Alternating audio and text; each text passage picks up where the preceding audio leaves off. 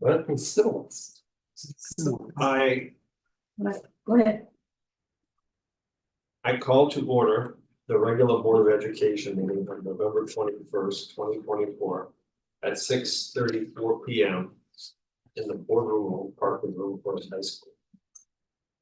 Please call the roll. Mr. Brisbane. Dr. Maharaj. Mr. Arkins. Here.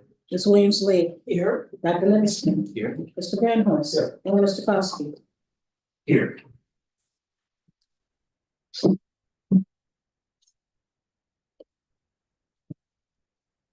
That's what it says. Which is it counted? Primarily geographically in Asia. Part The is western part of it is a little bit in Europe. Hence my correct answer initially of Asia. I got you last time with the 3 border countries. Yes, you do, but I know them now. Yes.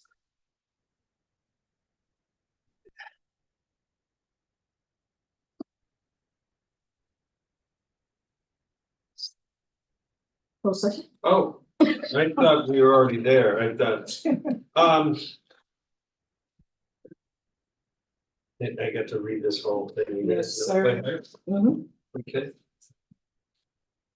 I move to enter closed session for purposes of discussing the employment, compensation, discipline, performance, or dismissal of specific employees of the district or legal counsel of the district and contractors and specific volunteers, including hearing testimony on complete logic against an employer or against legal counsel of the district for its validity. Or a meeting to consider an increase in compensation to a specific employee of a public body that is subject to the Local Government Wage Increase Transparency Act may not be closed and shall be open to the public and posted and held in accordance with this act. Collective negotiating matters between the district and its employees or their representatives and deliberations concerning salary structure for one or more classes of employees. Litigation when an action against, affecting, or on behalf of the particular public body has been filed and is pending before a court or administrative tribunal, or when the public body finds that an action is probable or imminent, in which case the basis for the finding shall be reported and entered into the minutes of the closed meeting. And discussion of minutes of meetings lawfully closed under the Open Meetings Act, whether the purposes of approval by the body of the minutes, whether for purposes of approval by the body of the minutes or semi-annual review of the minutes as mandated by section 2.06.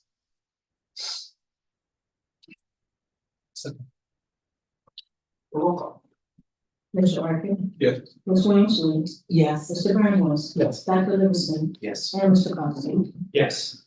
So we need to have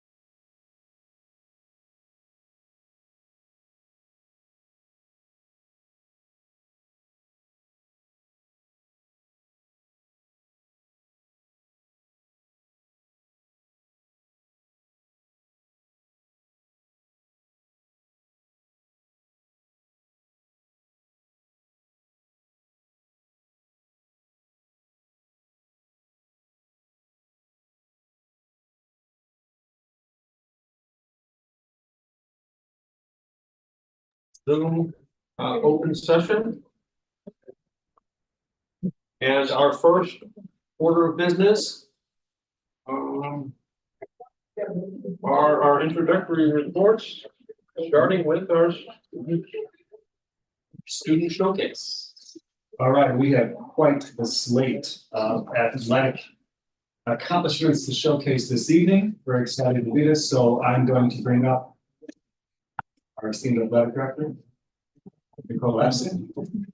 To kick off golf, girls tennis, boys cross country, girls swimming.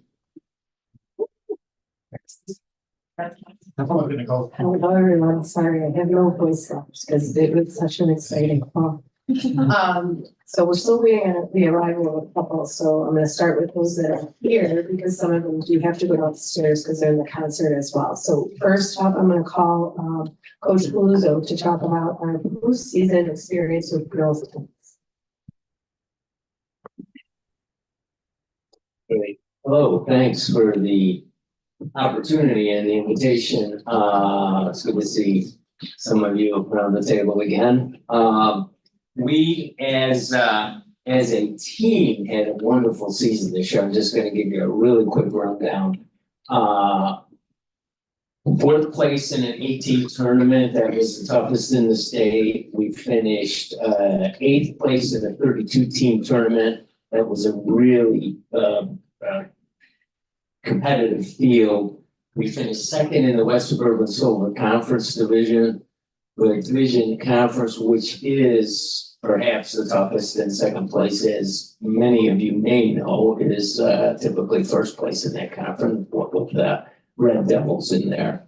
And we won our sectional first time in about, I think, 10 years that we won our sectional. It's also the most players that we've qualified for state tournament in since the tennis was split into two classes, single A and double A, and that would be about 8 years now. We have two doubles teams here. We have Annika Gupta. We have she is a partner with Sophie Welch. We have Alice Cadwell and Mae Marzik. Both our doubles teams qualified. They won a couple of matches, and Mae and Alice won a couple of matches in the tournament, and Sophie and Annika won a match up at Barrington, which is practically way far away. It was a grueling tournament in the doubles field. Lucy Stein played singles again this year, and as she had finished 9 through 12 last year, she completed the tournament 7 through 8 this year. She did really remarkably well in the draw, which again was a very tough singles draw. So we really feel pretty good about our team this year. Was wonderful performance, and these girls worked really hard all year. It was a great team spirit, and we're pretty happy about that. So I'd like to thank you. Thanks.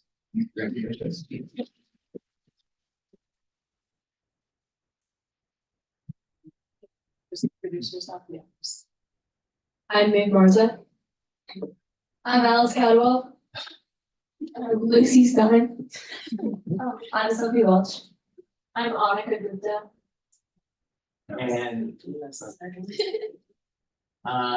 just thanks for the course. Yeah, thank you. And it does make a difference. Thank you. That's great.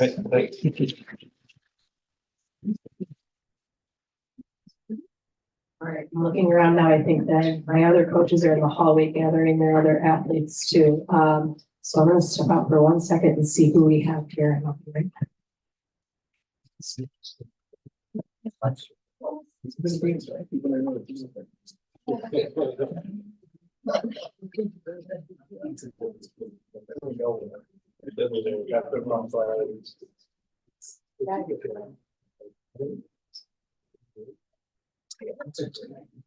Actually.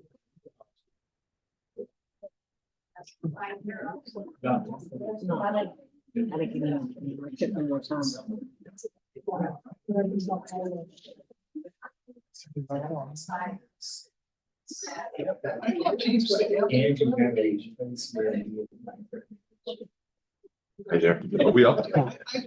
We on? Well, let's wait for Nicole to get you going. Okay. Yes.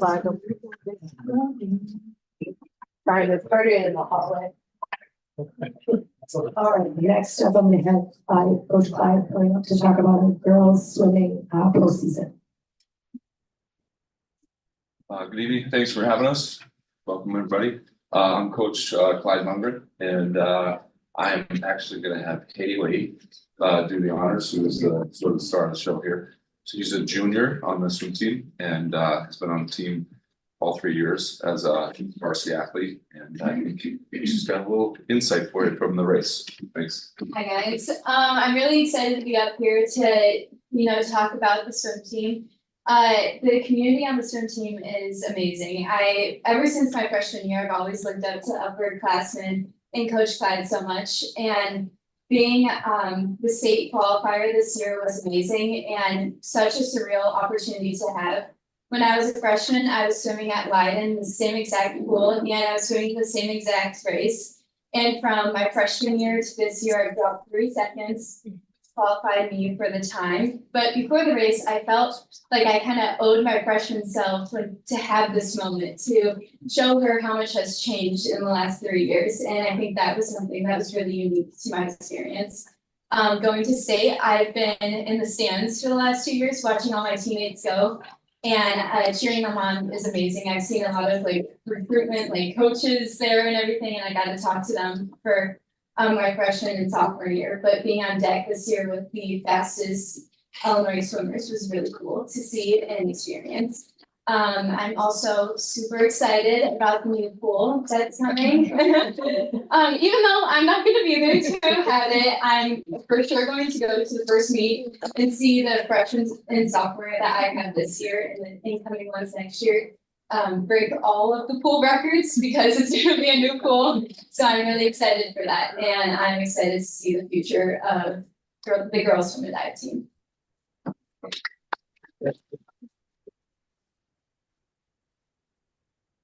All right, next up, I'm gonna have the big group in the back. So Coach Baldwin, can you come up and introduce? Sure, don't come stay back there. No, they can come up. Oh, wait. Coach Baldwin is here representing boys cross country.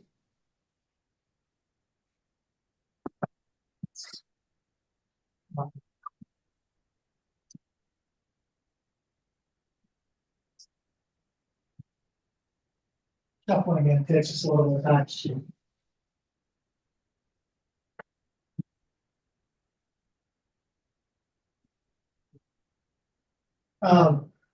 Just wanted to thank the board for their support in recognizing our student athletes, all of our student athletes who train tirelessly.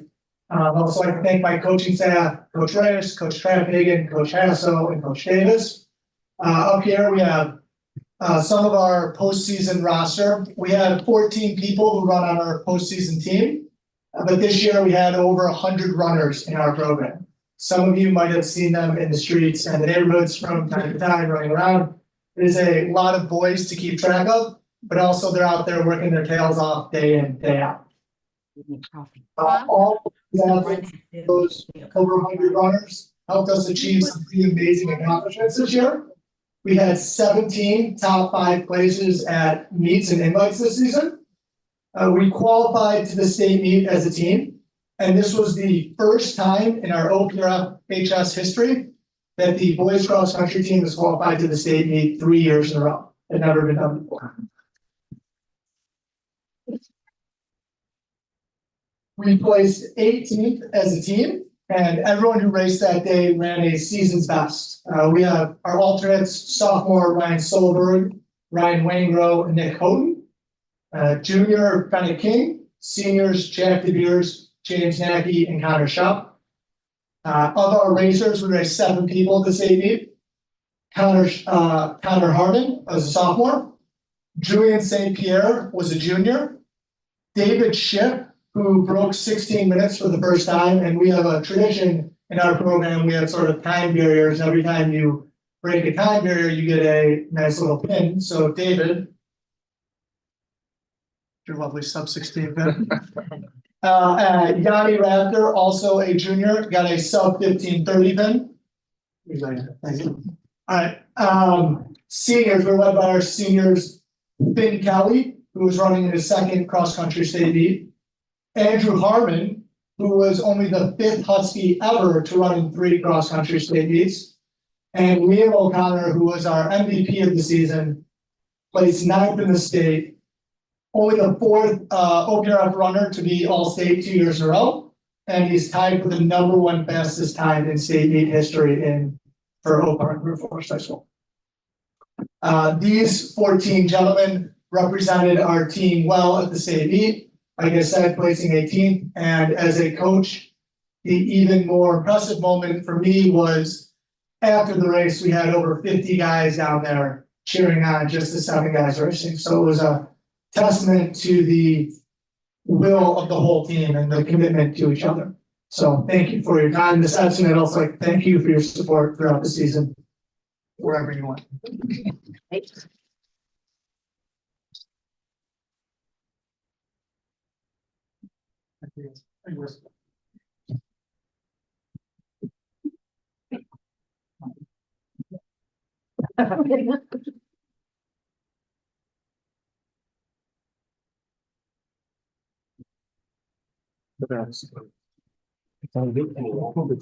Okay, I got one more. So now we have. So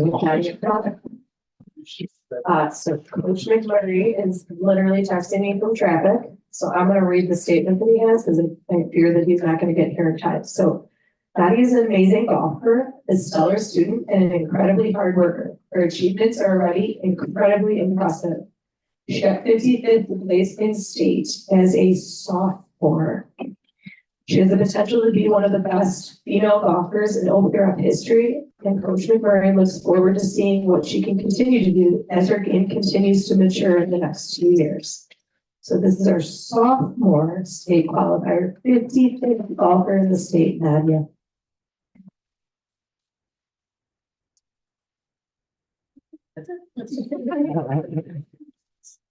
Right. That concludes our athletic accomplishments. I hope to see you in the months to come with more. Thank you.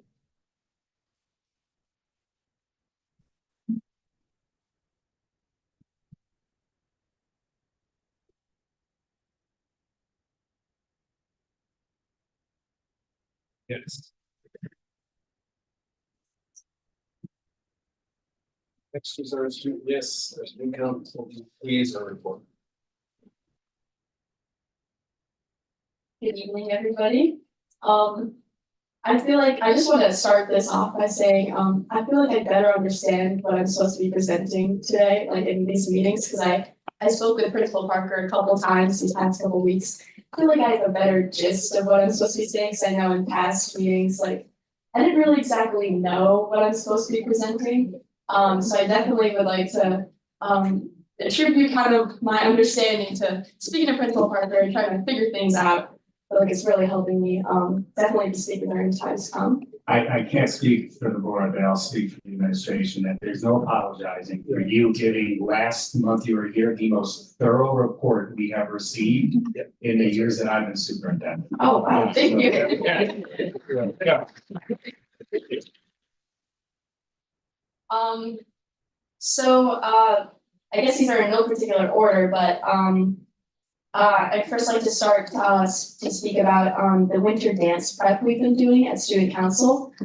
We have been looking forward to planning this since I think we first got it up in March of last year. So we've really been looking forward to, really getting this idea going. So, we've been talking about kind of themes going on, what we're trying to get an idea of. Is it going to be like homecoming? Is it going to be less formal? And we're kind of working towards a more homecoming-esque kind of dance. So I know a lot of people, I mean, tons of people show interest in homecoming. And I know in past years when they tried to make it less formal, there wasn't as much interest in it. So we've been trying to make it guiding more towards like a homecoming-esque dance. And I know a lot of students, even out of student council, have come up to me and other officers showing interest in this. So we're really hoping that this idea gets moving and that we're actually able to get it passed and going. Next, I'd like to talk about the middle school leadership conference that some of the leaders here at OPRF attended. I was one of them, and I personally loved the experience. I spoke to other leaders, and they also had the same kind of idea and experience as me. And I know that a lot of them were saying how they just love having the opportunity to demonstrate what it means to be leaders to younger adolescents and try to encourage younger people coming into high school that it's fun to be a leader. It's fun to sort of advocate for your peers and to mentor them.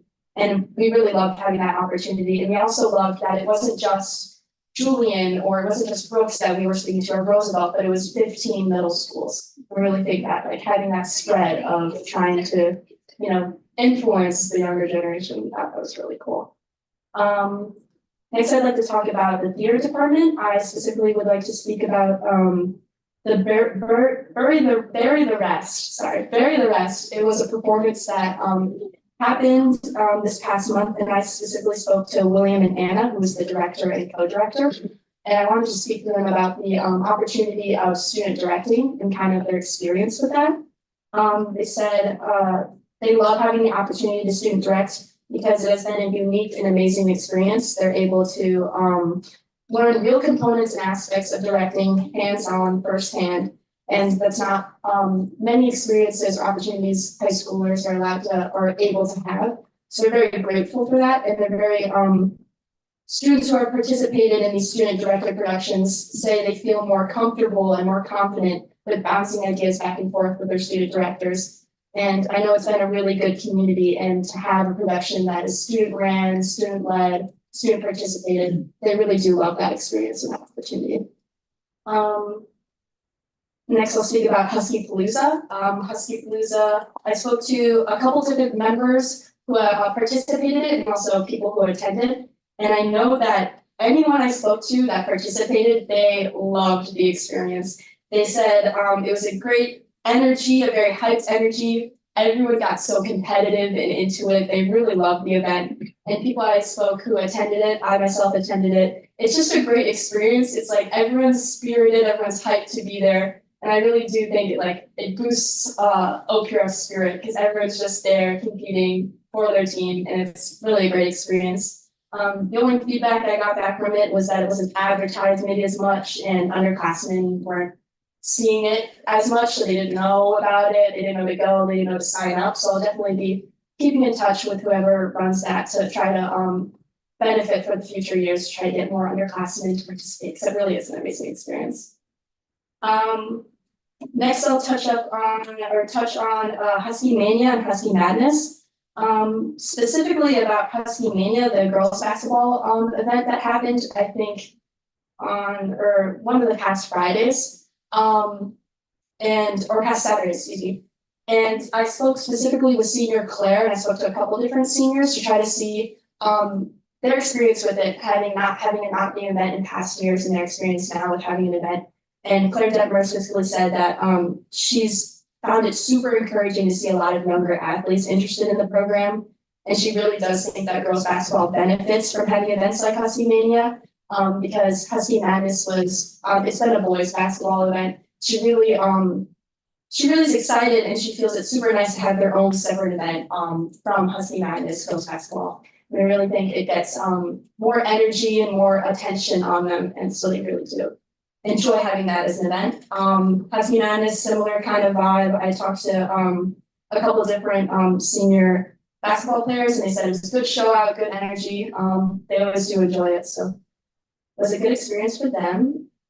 Next, I'll touch on Orchesis, the Orchesis Fall Showcase. I wanted to speak to them because I know they had a shortage of their facilities that they usually practice in, their studio, their green room, their changing rooms, as a lot of other sports and activities, they had their facilities taken away. So I want to talk to them kind of their experience battling those challenges. And I spoke to two seniors on the team who are leader figures, and they said that even despite the challenges of the loss of practice facilities, the show came out beautiful. And all the group productions and the solos, they said, even despite all their challenges of working together in the cafeteria and things like that. It turned out great. And senior Leah mentioned how she's excited to dance with so many new members because they did lose 16 seniors, is what they told me. It's a lot for any organization to lose. So they're excited to rebuild and bond with their new team, and they're very looking forward to their spring showcase. Next, I'll speak on the spoken word showcase. I spoke to a couple of different people, and one that really stuck out to me was Blair Brown, senior Blair Brown's, what she mentioned of both the sponsors and kind of the community. She said that the sponsors, Levin, Harris, and Brown, are great mentors, and they're really supportive and helpful. They give great constructive criticism. They really care about their students, and Blair sees that every single day she comes. She sees that they're dedicated, they're supportive. She really thinks that's what is the foundation for their community. She says she's never experienced a community like spoken word. I thought that was really something great to hear as someone who's never participated in any of spoken words showcases, but to hear that from her students was really great. And she says she loves how it's a safe space for students to express themselves and to even speak about trauma in a healthy and constructive way. So she's really grateful for that community, and she spoke to others in the club, and they feel the same way. And she says that she hopes everyone's able to come see a spoken word showcase at least once, just because she feels it creates a new perspective for members or the audience members. And I just wanted to, I attended the Class of 2025 Athletes National Signing Day, and I just wanted to say I think it was a great ceremony. I think it really does show and was deserving because these athletes are especially hardworking and dedicated to what they do. So I think it was really a good way to kind of honor them in that way. I think it was done very well. It honored each athlete individually as it does every year. And it was great to see that there was a big turnout in the fall this year.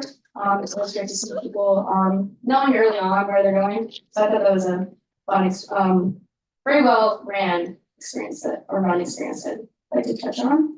And then finally, I'd like to close out with just the topics I've been discussing with Principal Parker. Just to update you guys about things I've mentioned in the past.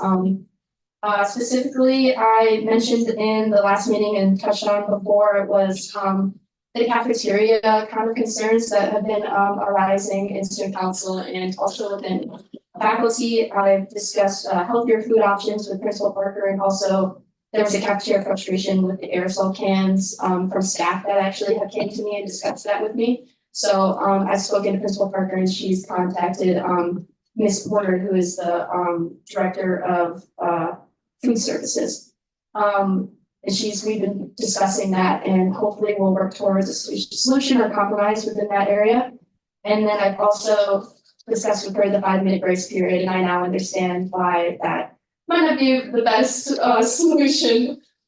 So I'll definitely be talking to student council about that and kind of the reasons why we can't do that with security responsibilities and things like that, because I know they'll definitely like to hear kind of the information and why that can't happen, the explanations. I think that is all. Thank you.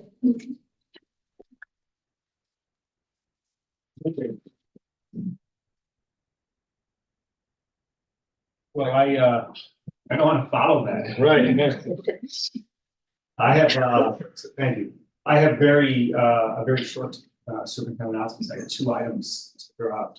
First, congratulations to our 222 seniors who have been named as state scholars by the Illinois Student Assistant Commission. Each year, roughly 25% of our graduating class receives this honor compared to approximately 10% of graduating seniors across the state of Illinois. So congrats to, again, the 222 seniors. And I also want to give a hearty congratulations out to English Division Head Erica Eckhart on the recent publication of 4 of her poems in the fall 2024 edition of Harpy Hybrid Review. So congratulations to Erica. That concludes my report. Thank you. And next in our introductory reports, FOIA update, please. 9 submitted, 7 resolved. Okay. Thank you. So now we move on to our recognition segment, employee and student. Today, we're pleased to continue our employee recognition program.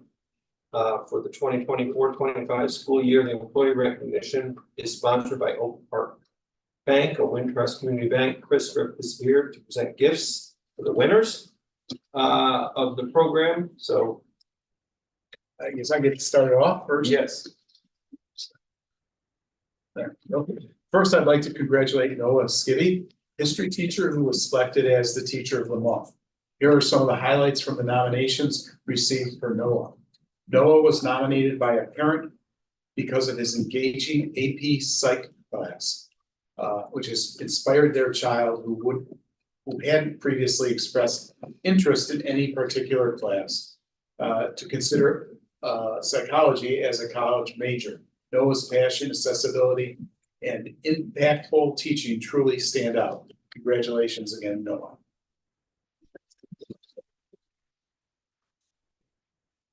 Thank you.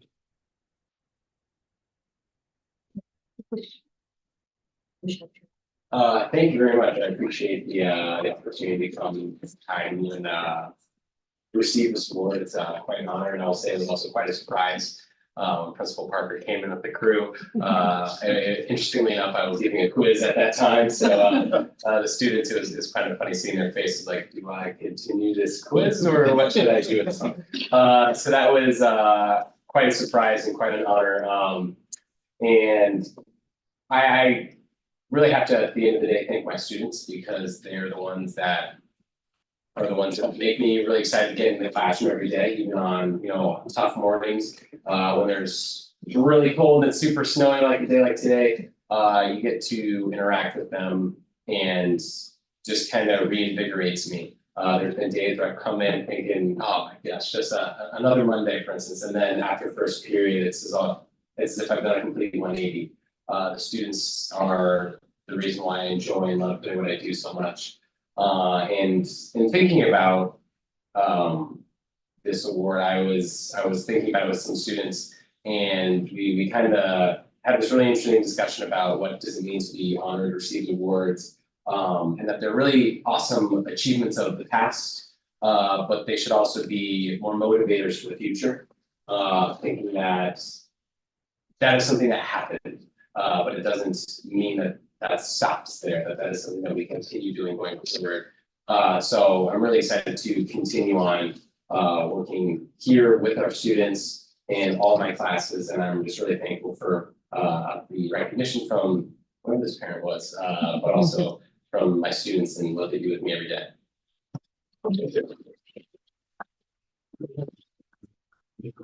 Oh, thank you. Cool. Should also point out, this is Noah's first year at so he's not wasting any time. Wow. Thank you. Appreciate it. Appreciate it. Yes. Thank you. So next, we're going to extend congratulations to Jessica Shellis. Campus Safety and Support Officer here. Okay, well, I'll just read highlights from the nominations received for Jessica. Jessica is a dedicated surveillance officer, valued for quick response, strong student relationships, and advocacy for safety initiatives. She's a true asset to the campus safety team, embodying a consistent team first ethic. Congratulations, Jessica.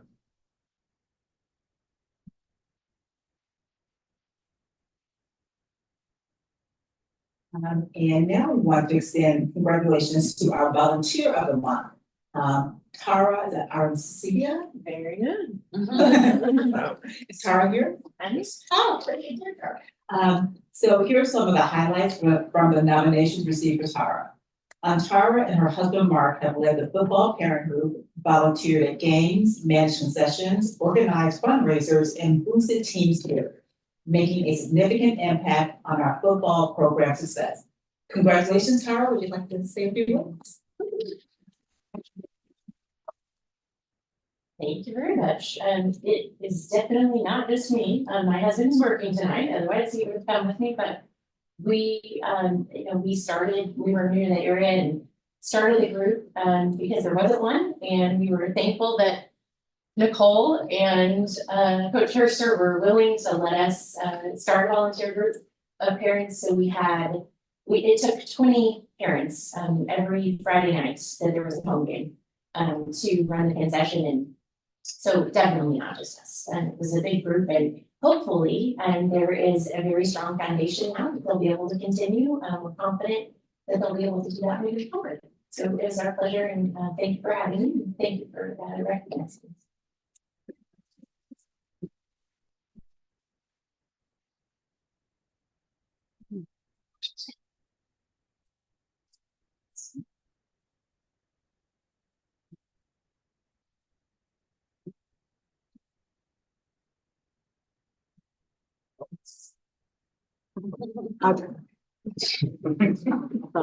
Trying to get back in now. I got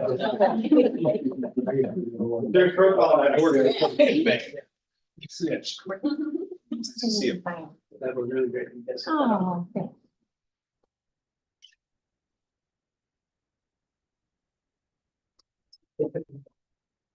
All right, today we're pleased to continue our new sustainability recognition program. Again, this month, we recognize 2 sustainability champions, 1 student and 1 employee, for their exemplary efforts in environmental sustainability. Congratulations are in order for Owen Ruby, our student sustainability champion. Here are some of the highlights from the nominations received for Owen. Owen, the Enviro Club co-president, leads the school's Native Garden project, represented OPRF, the West Suburban Conference Environmental Workshop this year, mentors underclassmen, and advocates for biodiversity. His humble dedication makes him a true sustainable food champion. Congratulations again, Owen. Are you present? He's not. No.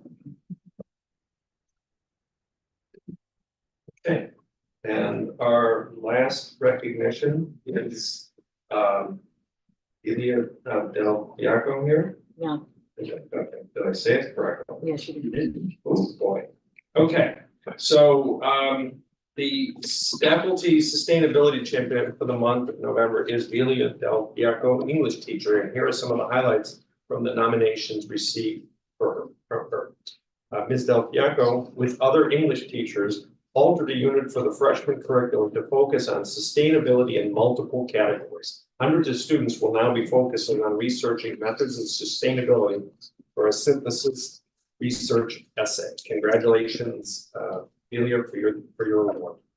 And that's completes our November award winners.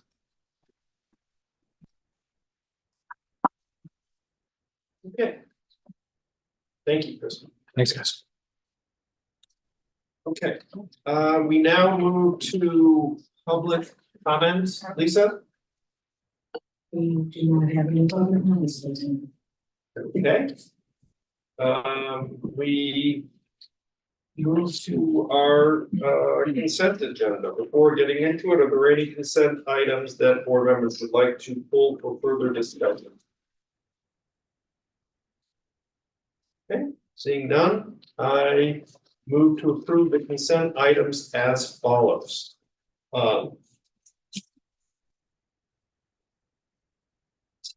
A, approval of the open and closed minutes of October 24, November 7, 2024. A declaration that the audio tapes of the closed session minutes of January 2023 be destroyed, and that the closed session minutes of January 1, 1986 through October 24, 2024 shall remain closed except for the redacted closed session of October 4, December 13 and 21, 1983, and January 14, 23, and 28 of 1984. B, approval of personnel recommendations including new hires, job assignment changes, and resignations. C, approval of the proposed 2025-26 school calendar. D, approval of the September 2024 financial report as presented. E, approval of the September 2024 treasurer's report as presented, and F, approval of the October, November 2024 check disbursements and financial resolutions, including the payroll resolutions for December 2024. Okay, second. And may we please have a roll call? Mr. Bradford? Yes. Ms. Williams Lee? Yes. Dr. Livingston? Yes. Mr. Arkin? Yes. And Mr. Costa? Yes. The motion's pass. And that concludes our action items for this evening. We now move into our discussion section, and up is Dr. Johnson and the report card. Okay, excited to bring this item to the board tonight. I'd like to get that presentation up if we could, Ed. And then I'm gonna come over and get that clicked up from you. It's right there on the table. Right here, okay. And if Principal Parker, Dr. Fiorenzo are gonna come up as well. And online is also Dr. Applewhite for questions about writing. As we move towards conclusion. So thank you for being part of this.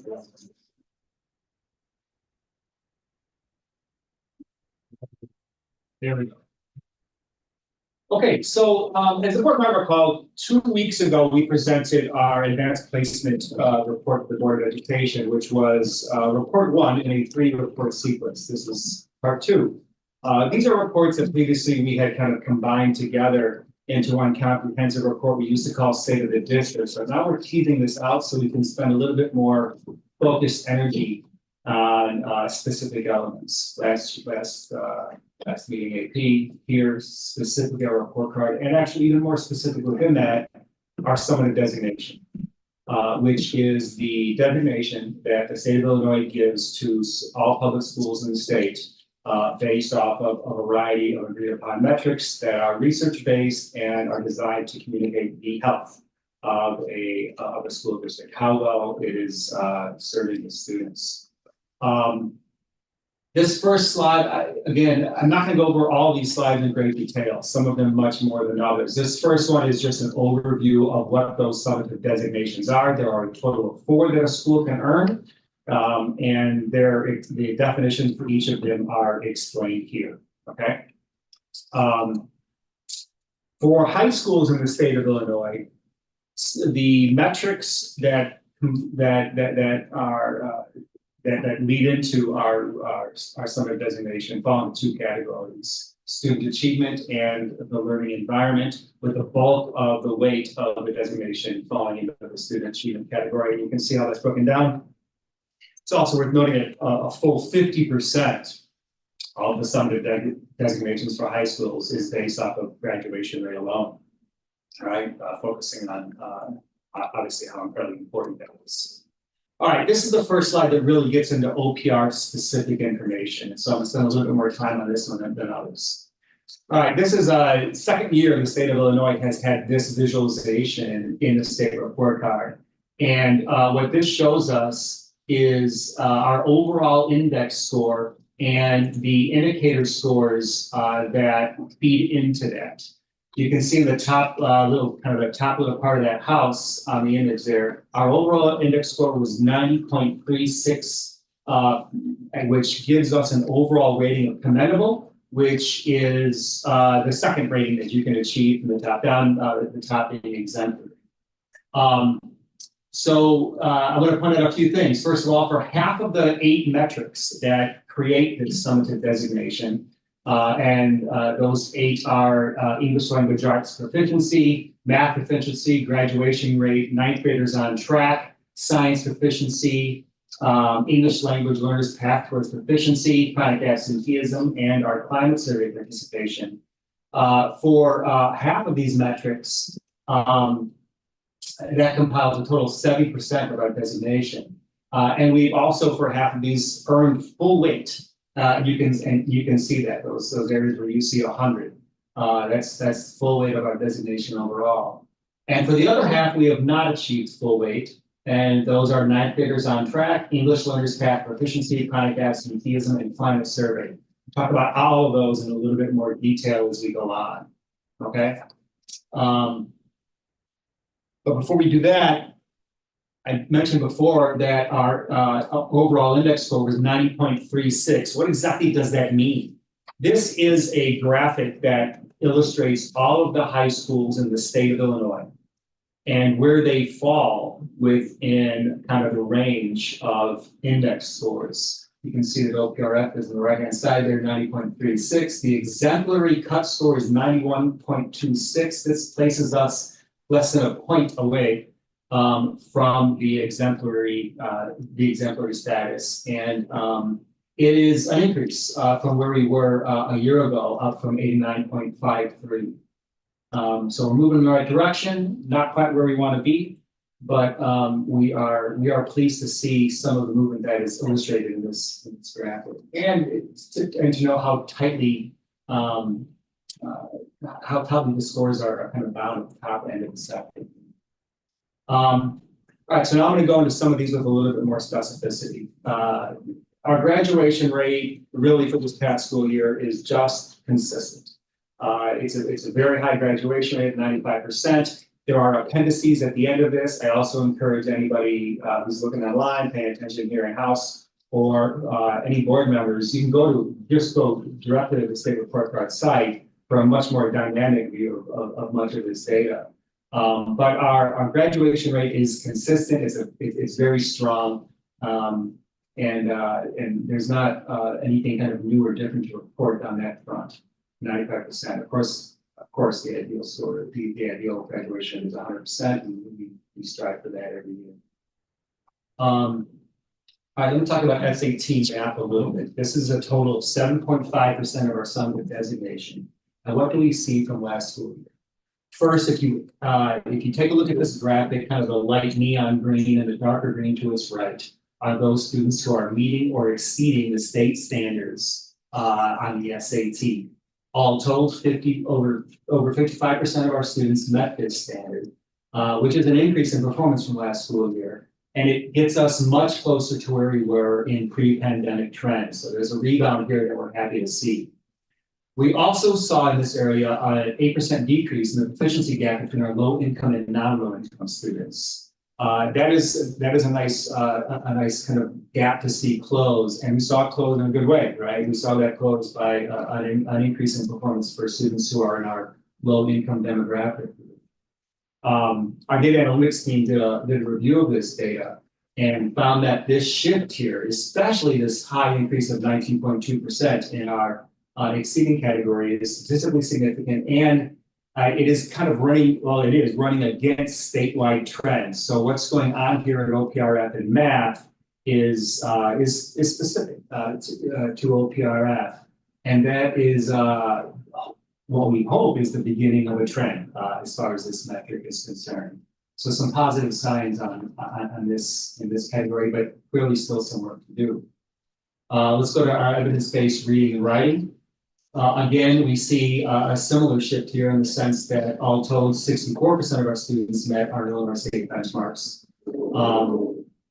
And more notably, what we see is a 9.3% improvement in the exceeds category. And if you take a look at that dark green category up and down that chart, that 37.1 is the highest that we see represented of the 7 years displayed here. We also saw a similar dramatic 15% reduction, a little bit more than what we referenced in our previous slide for math, but a reduction in the proficiency gap between our low income and non-low income students, and between our white and black students, that same reduction in 10%. So we see things moving in the right direction this year. 1 year doesn't a trend make, of course, but a step in the right direction is an important thing. And what we see with our science data here is again, just a level of real strong consistency here. Although the state does not report gaps in our science achievement results, we do see improvements in both of the demographic groups that we really want to see kind of making these progress at Black and Latino students. So we're pleased to see that moving forward this past school year as well. And again, you can see that information in the appendices and online. All right, this one is a little bit new. The board might recall that a year ago, this was the first time that OPRF had a subgroup of English learners who were calculated within our overall summative designation. And so as a result, I've showed just these 2 years on this slide to help illustrate a little bit of what's going on here at OPRF. First of all, 2 years ago, the 22-23 school year, we had a total of 30 English learners. This is in the entire school, all right? 30 kids who returned to be English learners. 20 of those students had taken the access test 2 years in a row, so they qualified for a score that would move them towards progress towards proficiency. And our summative index score a year ago was 36.03. How did that compare to last school year? We more than doubled our overall population. We increased by 65% the number of students who qualified because they had 2 scores over the previous 2 school years. And you also saw a significant increase in our summative designation score for our English learners. Now, I want to be clear about one thing when you're looking at this. Last year, with migrants coming to our community and an increased population of English learners in our school last year, we came to the board and we asked for an increased resource allocation to help support those needs. You see those numbers reflected in the number 70 in the top right or in the top middle of this chart, but you do not see those students reflected in the number 33 beneath that, because you have to be in the school for 2 years to take those 2 tests, right, to show that progress towards growth. And so what we would expect to see next school year is that number 33 to increase even more, all right?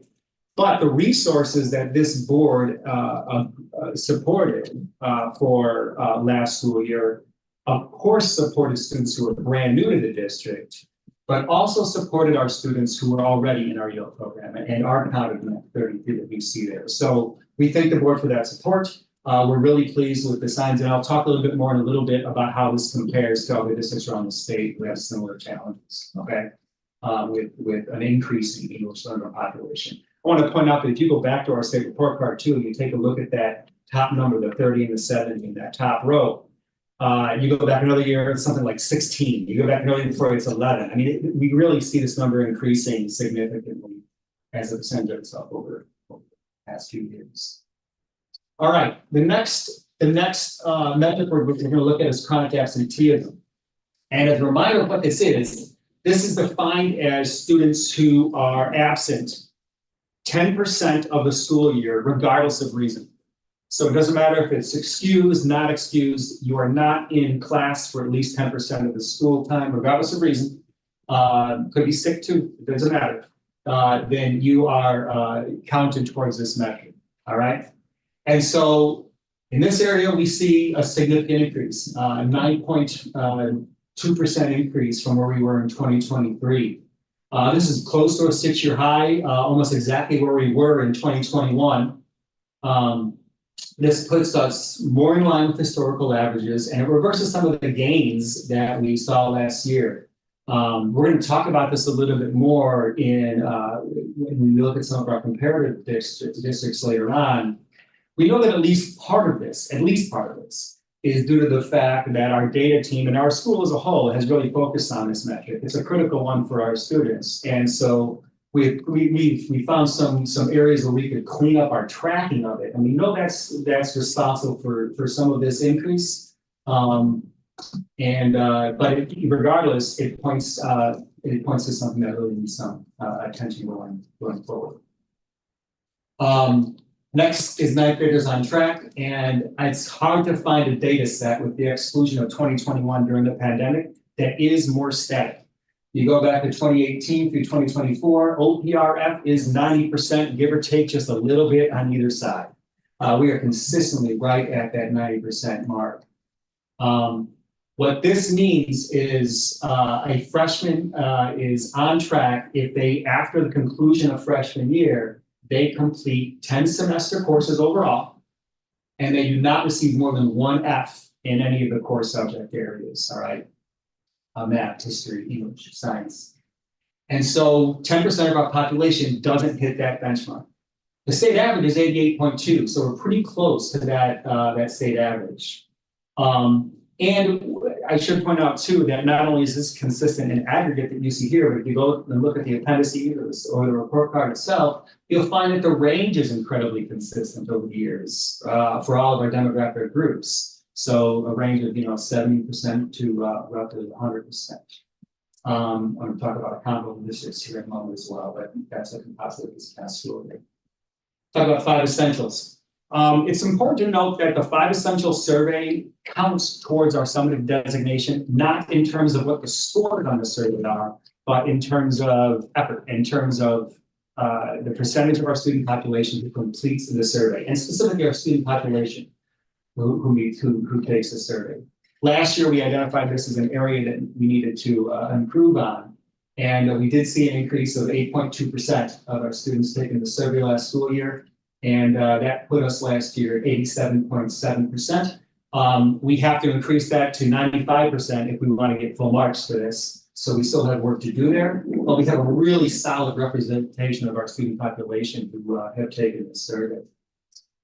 Because this is an important descriptor of our school, I've added this slide in so the board can take a look at the historical trend of the 5 essential survey. But again, noting that exactly what these scores are is not what's calculated into our designation. And again, for the most part, what you see is a pretty static, pretty steady data set here. They've remained really consistent over the past several years with a little change here and there.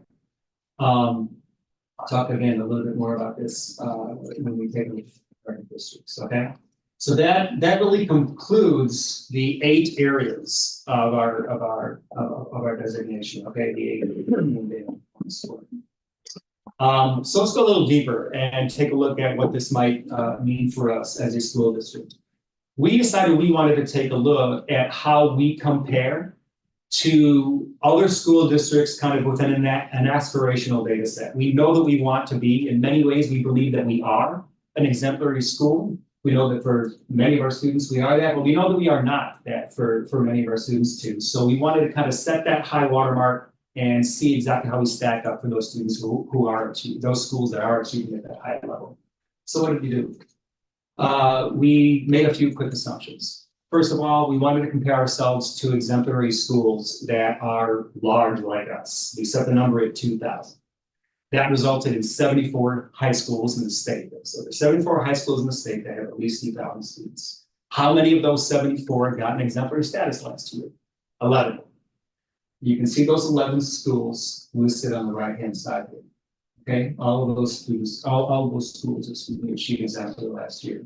So that's one data set that we held on to for the sake of comparisons. Let's go to the next one. Now we wanted to take a look at school districts that pays attention to some of those profile characteristics that describes a school district in a little bit more comprehensive way than just one metric or 2 metrics: size and state designation. So we took a look at, again, high school size, 2,000, that got us to the 74 schools that you see. Then we wanted to take a look at cost, kind of the local effort towards community, the funding for the school system. And we took a look at schools that were at least 2/3 of our funding and schools that were increased by 1/3 of our funding. And so you see that 67 to 150% of school spending, that whittled that 74 schools down to 46. And then we have a diversity indicator that we put in there. And this is a relatively low bar for diversity, let's be clear. But for every demographic group for which OPRF has at least 5% in our overall population, the other schools had to have the exact same. And that got us down to 8 school districts. If you include us, that's 9. And you can see those school districts, the schools listed on the right-hand side. And these are some schools that traditionally we have not compared ourselves to in some other conversations that we've had as a district. And I want to highlight that Naperville North is the one school in the state of Illinois that appears in both comparable groups. An interesting school district for us, right? Naperville North is maybe more similar to us than any other school in the state in that regard. So let's see what we can learn from this. There are a lot of things we can do with this that can go a lot deeper than kind of just this simple comparison, but let's take a look at that first comparable district group, our exemplary schools. What we did was we took a look at the report card metrics and where we fell on the 5 essential indicators. With the idea that the report card metrics are kind of outputs, and the 5 essential indicators tell us a little bit about what's going on inside the school from a teacher and student kind of survey perspective. So a little bit more of an idea of some of the internal things, the inputs in school, and see what they tell us. What we did was we, for the exemplary schools first, we just ranked kind of where OPRF fell in comparison to that group, and just color coded for thirds. And so you see here that within exemplary schools in the state, OPRF's ELA proficiency overall, English language learners progress toward proficiency are in the top third. This is high level achievement in those 2 areas. And again, I want to point out that it speaks to, in many ways, the board support for the English learners last school year that we able to see there. You can see what's highlighted in yellow there is within the middle third, so right within the kind of the fat part of the spectrum for these schools, for these exemplary schools. And then you see 5 areas that are highlighted that are in the bottom third of that area. And chronic absenteeism, 9th graders on track, and 3 areas within the 5 essential indicators fall within that category. And what you know here is something for the first time that really helps to shine a spotlight on 9th graders on track that isn't really immediately available if you're just looking at the earlier data set, where you're just taking a look at, oh, OPRF is 90%. 90% of its freshmen are on track, 90th percentile. That doesn't seem that bad on its surface when you're just looking at that number. But when you compare us to exemplary schools, all of the exemplary schools are outpacing OPRF as far as those 9th graders on track are concerned. And the other areas, you could say similar things to various degrees, but that's one observation here we're holding on to. Let's go to how we compare to school districts that have a little bit more of a similar profile to us, okay? In this, the overall takeaway is OPRF is performing incredibly well. In many ways leading these other school districts that are comparable to us by the indicators that we've shown. ELA proficiency, math proficiency, science proficiency, English learners, all in the top, all on the top. And you see the same thing with 2 of the 5 essential indicators below. Those are in the top third of schools with profiles like ours. Graduation rate and chronic absenteeism right there in the fat part of the curve. But you see 9th graders on track in this group as well. This really helps to shine that spotlight because within the 8 other schools, 9 including us, 9th graders on track is also at the bottom of this group. This 90th percentile that we point to isn't stacking up incredibly well against our peers across the strait. That helps to highlight that need for importance. And you see some other areas in the 5 essentials there too, supportive environment that are highlighted as well that we're focusing on. So in all told, what does all of this kind of help to illustrate for us? First, let's take a look at last year. Our 9th grade on track data needed to improve. One of those things we said last year, we also said our English language learners needed more support. We wanted more students and teachers to complete the 5 essentials.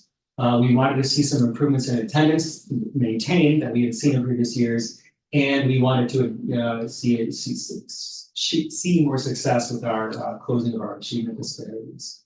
In 2 of those areas, we saw clear success, and we saw a little bit of improvement in some areas. We saw, with the achievement disparities. 9th graders on track, while it remains static, is highlighted as something to focus on, and chronic absenteeism took that shift. So those are two areas that really need focus for us. Overall findings, I really want to stress there's a lot for us to celebrate here at OPRF based off of our report card. We have scored at the maximum level or improved in 7 of the 8 metrics. 7 of the 8 metrics are either at the max level for the state or improved from where we were last school year. We match up very well against our comparable districts in most areas. Student achievement is consistently on the top performers in the state. Something that is really it's really a commentary on our entire community and our feeder districts, of course. gaps in some of our proficiency scores between some of our student groups have narrowed this last school year, sometimes in dramatic ways. Again, 1 year doesn't make a trend, but it is worth noting where we see those gaps shift and in the right ways, closing the gap from the bottom up. And again, I talked about comparative districts and science proficiency. Areas for improvement, again, I'm saying things that you've heard me say already in here, but proficiency gaps are something we need to continue to focus on. Chronic absenteeism stands out. Not good or on track, I've talked about quite a bit. And the climate survey really highlights, especially when we look at our comparative districts, 3 areas that we need to continue to focus on with our resources, including how we are working with providing collaboration time for teachers, professional development, continue to focus on a supportive environment and enhancing ambitious instruction. So with that said, I am going to pause here for a moment on this next step slide. Overall, we think a lot of things we're working on in the school are moving us in a decent direction, but this really does highlight areas to focus on. A little bit of this is here. I'm not going to go into all of this in more detail right now. But I'll open it up for questions about the data overall. And if you have any questions about some of the next steps that we're looking at, both Dr. Applewhite and Dr. Fiorenza and Ms. Parker are here to focus on any of the areas related to the 5 essentials, student attendance and activities on faculty. So, any questions, observations? Well, I definitely have some questions about the some of the accountability mechanics for metric. What do we currently do with our what systems do we have in place currently for our teachers as far as real-time diagnostics and getting the students directed to the tutoring help they need, the other what does that look like currently, and what were their needs for improvement, and how we can better structure and hold the teachers accountable to that system, where they diagnose warning signs at a certain time, they're expected to engage in a certain process. What does that currently look like, and how could it be improved? I think what it looks like right now is teachers, when they are noticing students are struggling, whether that's 3 weeks in, midterm, it doesn't matter when they notice this, they are encouraging students to seek out the tutoring center. They're reminding them of the hours of the tutoring center, they're reminding them of their own office hours. Teachers also engage the PSS teams, so they will send emails to counselors. The student might need to be discussed. How are they doing in their other classes? What are we noticing? So that we can take a more holistic approach. Counselors work directly with students when they come across their radar as well, whether it's from teachers or parents emailing that my student is struggling. I've known the counselors to walk students to the tutoring center, introduce them to people in the tutoring center, introduce them to the tutors. So those are just some of the probably more informal ways that we go about doing this. As far as a systemic, this is how we're going to do this, we do not currently have that buttoned up yet. However, prior to this, we being the data systems learning analytics team, division heads, myself, started having conversations about the students who are struggling in our freshman curriculum and how can we support them, because we know research says once they hit that first semester and they are behind, they typically stay behind and then become at risk of dropping out or completely disengaging. And so I don't have an exact answer for you as far as what are we going to do, what buttoning up are we going to do. But we have across multiple departments and divisions, a meeting scheduled for the very beginning of December to start talking about what systems do we need to put in place immediately, and then what systems that are currently in place do we need to refine and tighten. it seems like, for example, we have a very tight system for our athletes who struggle, our freshman athletes who struggle. There are people that are monitoring them, getting their grades every week. Those systems are in place and they tend to work better. And so my hope is that as we get together with all the folks across the departments, divisions, that we too will figure out how to layer support, how to create some processes that help students, but at the same time, some processes that help families to also assist students so that we're, as a collective, really wrapping around the students in multiple ways.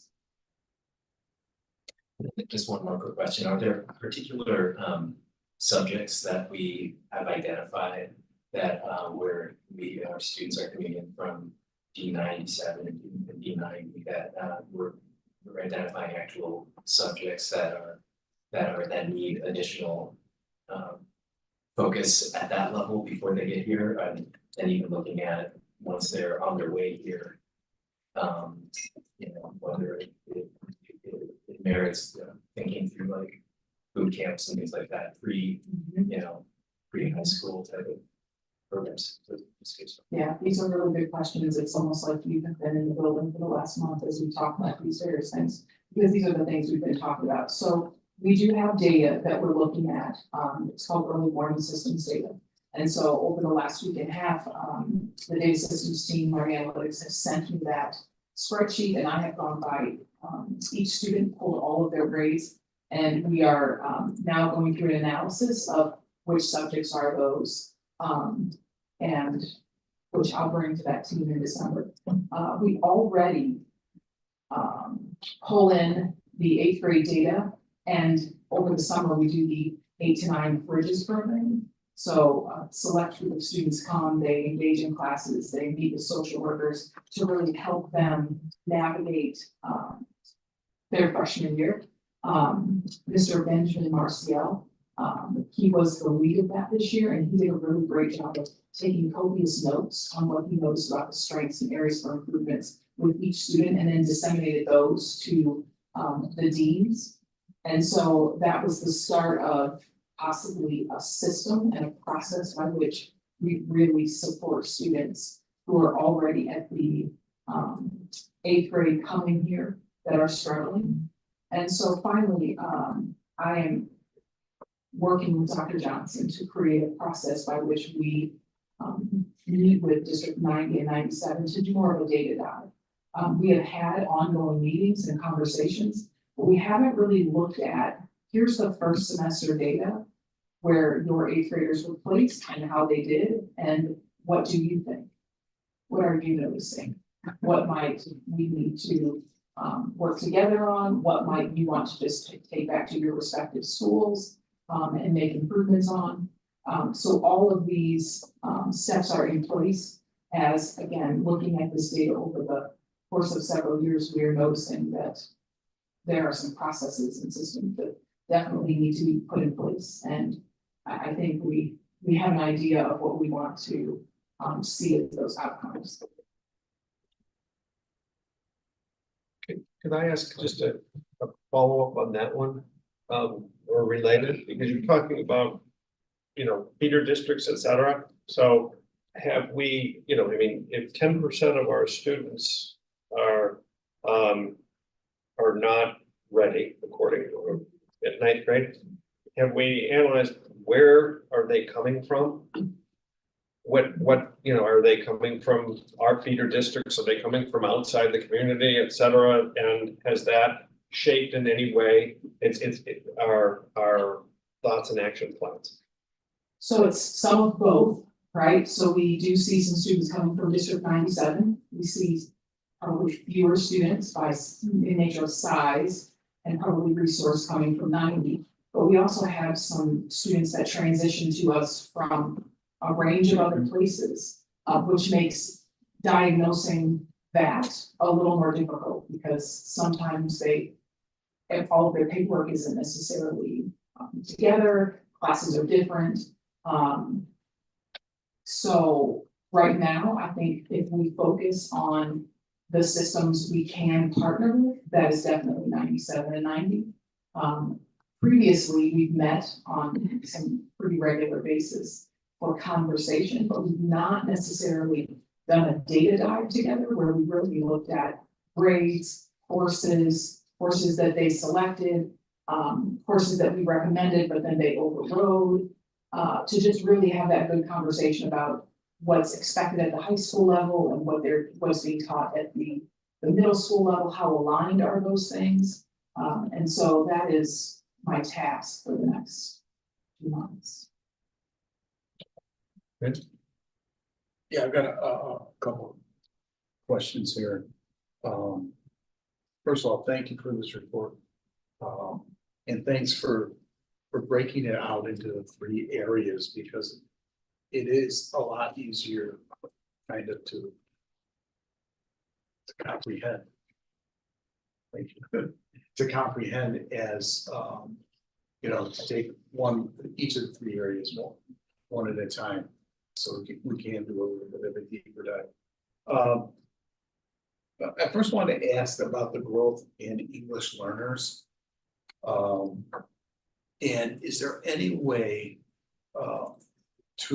for us to have a substantial idea of what, or an accurate idea of what we may be looking at for next year and the years beyond? I don't know, you know, the English learners, where are they coming from? Are they coming through our feeder systems, or are they coming like directly first time enrollment in the Oak Park River Forest system, first time enrollment here? Because I think that, I mean, if that's the case, it may be making it more difficult to predict what our future needs are. So previously, they were coming from the feeder schools. Right. Which is when we were staying at the 11, at the 9, and then we had the influx of migrant students. And so we got a lot, and then so did our feeder schools. So now what's coming is still internal, respective of they're in the community, but they're new to the community in the last 1.5 years. So we fully expect the trend to continue to increase. We expect another increase. We are in the process over the next 2 months of having the 8th grade students register and recommended for classes here. So we'll have, before the end of January, a solid idea of the students coming from the feeders. So we will know what our ELL numbers will be from within the district, or within the community. The next thing I wanted to ask about is chronic absenteeism. And I think what I heard, correct me if I'm wrong, is that one of the reasons for the increase is really more of a, whether it's a reporting or looking at the data in a certain way, not necessarily a change in any kind of change in behavior. Is that correct? Am I stating it right? That is correct. Yeah, that is part of it. There was just in terms of us collecting the data and the coding, we now adjusted and improved in that, but yes. I mean, it just boggles my mind that 1 in 5 students, you know, has, what was it, 17 days of unexcused absences or more. I mean, it's just, even in the system. I can imagine what my parents would have done to me if I did that. Yeah, that's right. And Exactly. the system that we use internally to track, we are very giving in our maximum number, because it is something that within our community is a sensitive topic in terms of mandated attendance, which, as you know, we, like you're saying, we're used to. I think it is mandated. Right. And it goes beyond the school. I mean, it's mandated by the state, right? It is mandated by the state. These are the state's limits in which they are assessing us on this report. Right. And I don't know why there's a culture in our community that seems to think it's okay for kids not to be in the classroom. It just, that boggles my mind. The other thing, you know, and this. The one, I looked at these comparative districts, and one thing stood out to me. You know, again, for the top 11. Yeah, the exemplary schools. Okay, yeah, the exemplary schools in the top 11, 3 of them are in the same district. Okay, in District 211. All right, Conant, Schaumburg and Front. Yeah. They have. Those schools do have different demographics. All right, and they have different issues. I'm pretty familiar with that district. They have different issues with it, but to have 3 of them, you know, exemplary schools means they're really systemically doing something right. Okay, and so I think in whether it's take a look at what they're doing to engage with them, whether it's on the chronic absenteeism or, I mean, how the 5 essentials, you know, do they take a period out of every year and say, hey, we're gonna fill out the survey kits, you know, to get a better, you know, an increase, I don't know, you know, but I would certainly, you know, one of my phone calls would be over there to find out what the heck is going on, because they're doing something right. Along with the other schools, but it just, you know, when I saw that, knowing the differences in those community populations, that something's going on there that's good. It's a good point. I think, So also thanks for the report, and I appreciate you guys. I agree that we have things to celebrate as well as things to work on, but it's great to see some of the progress. And kind of a little bit correlated to what Fred said, I actually really appreciate doing the comparator peer group, a group of schools that are more like ours. Because you can learn from everyone, and I think looking at the exemplary schools are important to see what lessons you can take. But we also have challenges and issues they may not have, so also how the schools that deal with some of the same things we deal with, how are they operating? So I definitely appreciate that look, because from a corporate standpoint, we always use peer groups to identify, you know, kind of what we are and are doing. But I have a question getting into some of the demographic data when you look at the reports. And so if you look at the reading and the math and the science and look at the breakdown for you know, African American students as well as students for free and reduced lunch and also for IEP, those charts look very, very similar. So my question is really, is there a big overlap? Like, are the majority of the students who are IEP or free and reduced lunch, I mean, are they African American students, or is that just kind of coincidental what the charts look like? Makes sense. Are you asking, are they the same students? Well, are just the population, so are the majority of our IEP students African American, or are the majority of our free and reduced lunch students African American? Because those charts just look so similar to me, it just seems like there might be some crossover between the population. I cannot say that for the IEP, they are that same number, but I do believe for free or reduced lunch and predominantly students of color are in that number.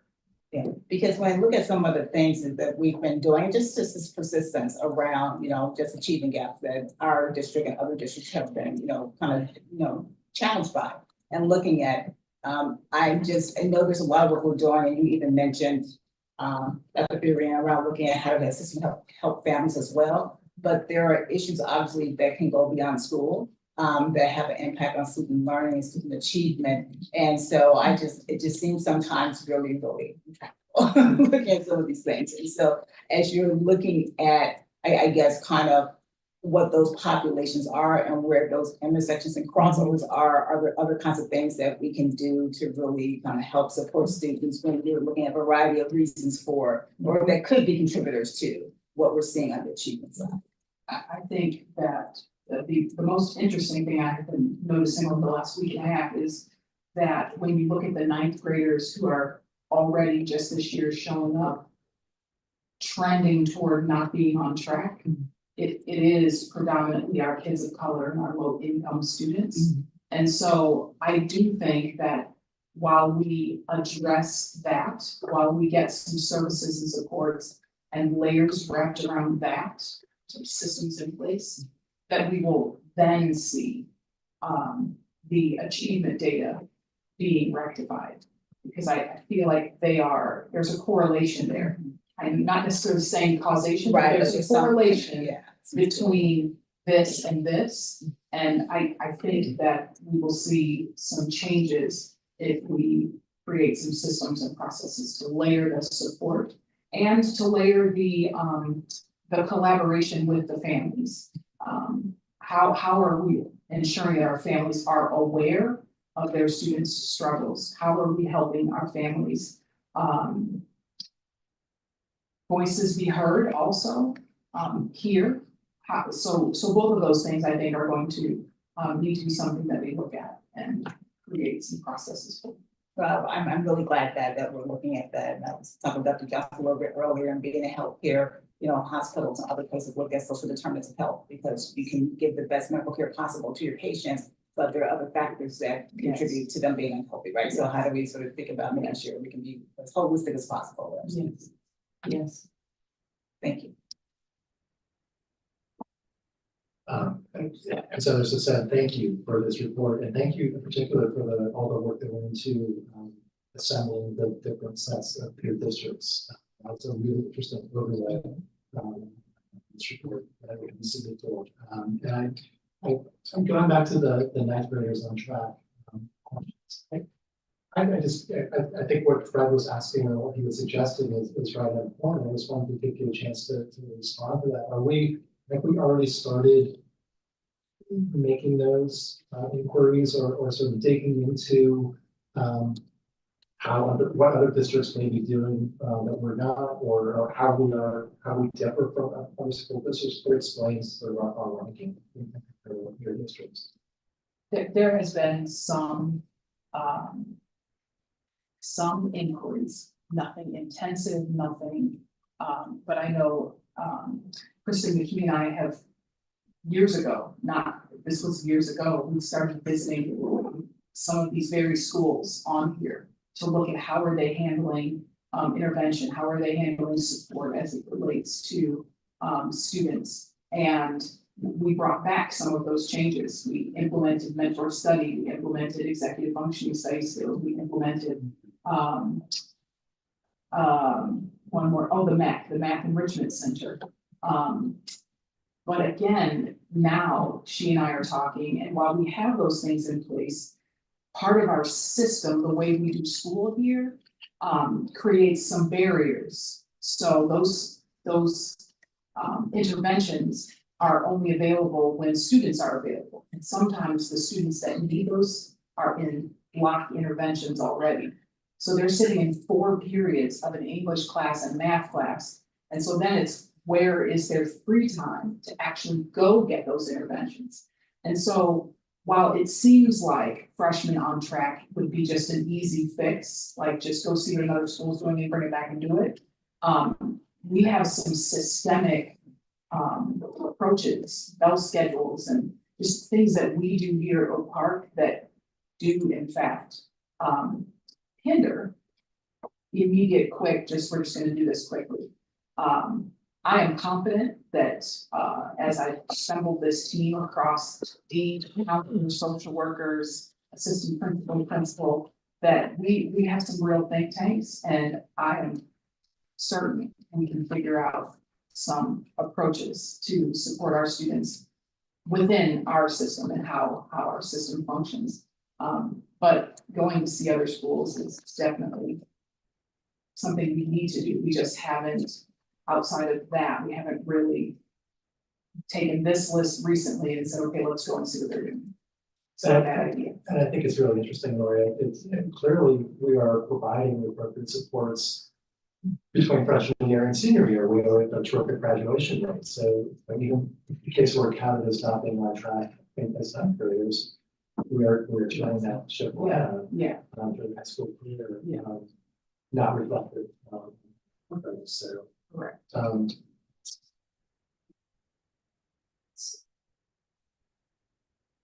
just wanted to note, a year ago, we heard in the state of the district report about the English learner issue. It was something that happened very quickly in the district. And I just wanted to give credit to the administration.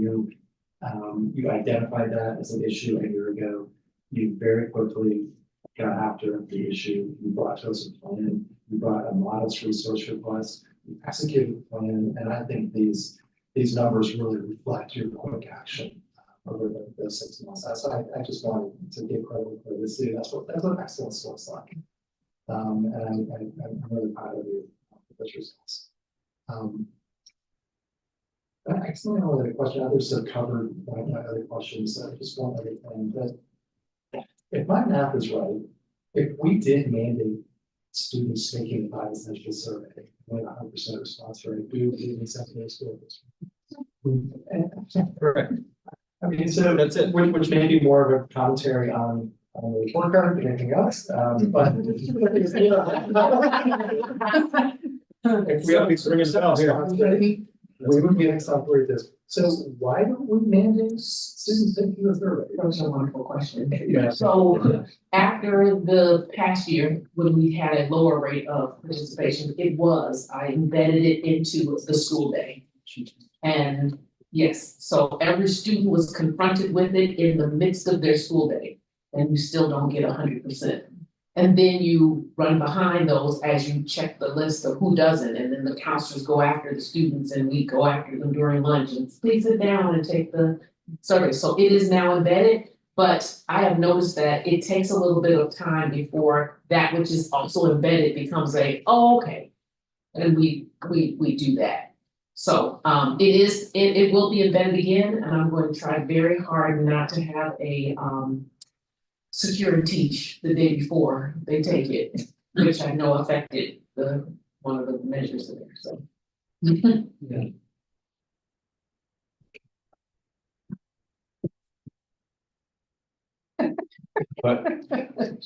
But I grabbed my view. Well, no, there's no legend. Okay, well, so that's what lose this part out. So I echo the sentiments. I really believe that the data analytics and the communication and presentation in this area continues to improve significantly, and I've seen it over a long period of time. So and applaud the looking at other districts, and so we're learning things that are causing us to focus on areas to improve. As Tim talked about the English learner improvement, I recognize in the math, because I know I've asked in the past where our math performance would compared to the state was we were not ourselves. And we've made strides in that area, and it's because of focus and change. So I do think there is this what gets measured gets improved mentality, and I'm seeing that. So for that, I thank you, and this is helpful. Going to the deck, as I try to synthesize this in my own mind. Looking at slides 3 and 4 kind of together, okay, which 4 is the house and 3 are the 2 different columns. I'm kind of thinking of this, and it was kind of alluded to the achievement measures, which I consider the output metrics of what we really want for our students. 4 out of the 5 we're at maximum score. And so. I mean, in terms of the finish line, and granted, within that, there's still opportunity to improve, and we have peer districts that we want to, be up there with. But 4 out of 5, so all of in the report card that says that we're getting to the finish line and we're finishing fast. Okay, the ones that we're not are the indicator measures that are in here, and maybe it is, when we take the 9th grade really kind of jumps out, and the absenteeism, issue that we've, been focusing on. So it tells me that if we have quote unquote, environmental and we're starting, with at average, because our 9th grade is at average with the state. And we end up being strong. We're doing the right things during the 4 years that our students are here, but, you know, there's still opportunities to improve. And, you know, drilling down into them, looking at other districts, looking at, you know, where our students are coming from and what's there is all part of that puzzle to continue to improve. So, I think, you know, there's with the focus that's been putting on this, I think we're continuing to see improvement. As we said, you know, a tick up in or down in absenteeism, the tick up in number of students that take it is the difference between, you know, a B plus and an A. And that's, you know, on the scorecard. So, what else? No, I think, thank you. I did have one Yeah, more please. thing that if I could, and I also thank you for the great detail and it was important. I didn't forget to do that at the onset. I should get better habit with my colleagues because it is fantastic. It's very encouraging. I was curious about the breakdown amongst the grades and of course there's clearly overlap between you know some of these metrics. You know, one may very well influence the other one if we start tracking it. So I'm curious about looking at, I mean, we know that in Chicago area schools, and I don't know what it is for Oak Park, but there's a that absenteeism quadruples from 8th to 9th grade. And so looking at you know how related is absenteeism to those students not ending up designated as being on track in 9th grade. And it would be great to see the grade by grade breakdown to that stuff and see if we can unearth some of those correlations that are meaningful. And to see if there are things, specific targeted work that we can be done with one metric that can influence the other one and get more bang for the buck there. Absolutely, absolutely. So Kristen McKee, who shares the EWS data with MTSS myself, she did that, especially just for this year even. So I can see in that spreadsheet, the students who are currently trending toward not being on track, who are attending. So on that sheet, there's 85 students trending toward not being on track, who are attending 92% of the time or more. So that's a separate concern. Like, what do we do with those students who are struggling, not making the mark, but they're here? And then the remaining students, it is an attendance issue. They're not here. And the research is clear.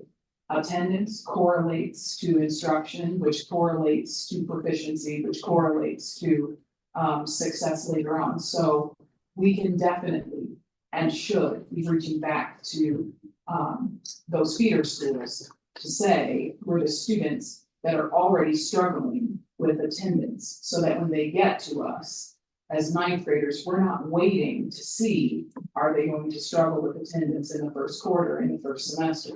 So that's something that this collective team is going to look at. What can we do? And so both of you are spot on with the idea of, like, what is the feeder school information telling you? We can look at that and maybe we can put some processes and some supports in place before they get to us. So when they get to us, we know these 75 kids are going to struggle with their attendance. Here's what we're going to do day one. And so I'm relying on this team of folks to really come up with these ideas, help put these systems in place and then enact it. Because while the report card is a ton of stuff to celebrate, like, we need to do that. Yeah. And we can, and we need to do that with the 9th.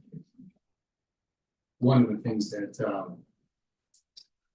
enables us to do the work that we're kind of on the verge of doing that you talk about, Lori, is the fact that our data analytics team has worked for the past 2 years really extensively to create meaningful data visualizations, data dashboards in the school that we can use to help get at some of these types of questions you're taking a look at.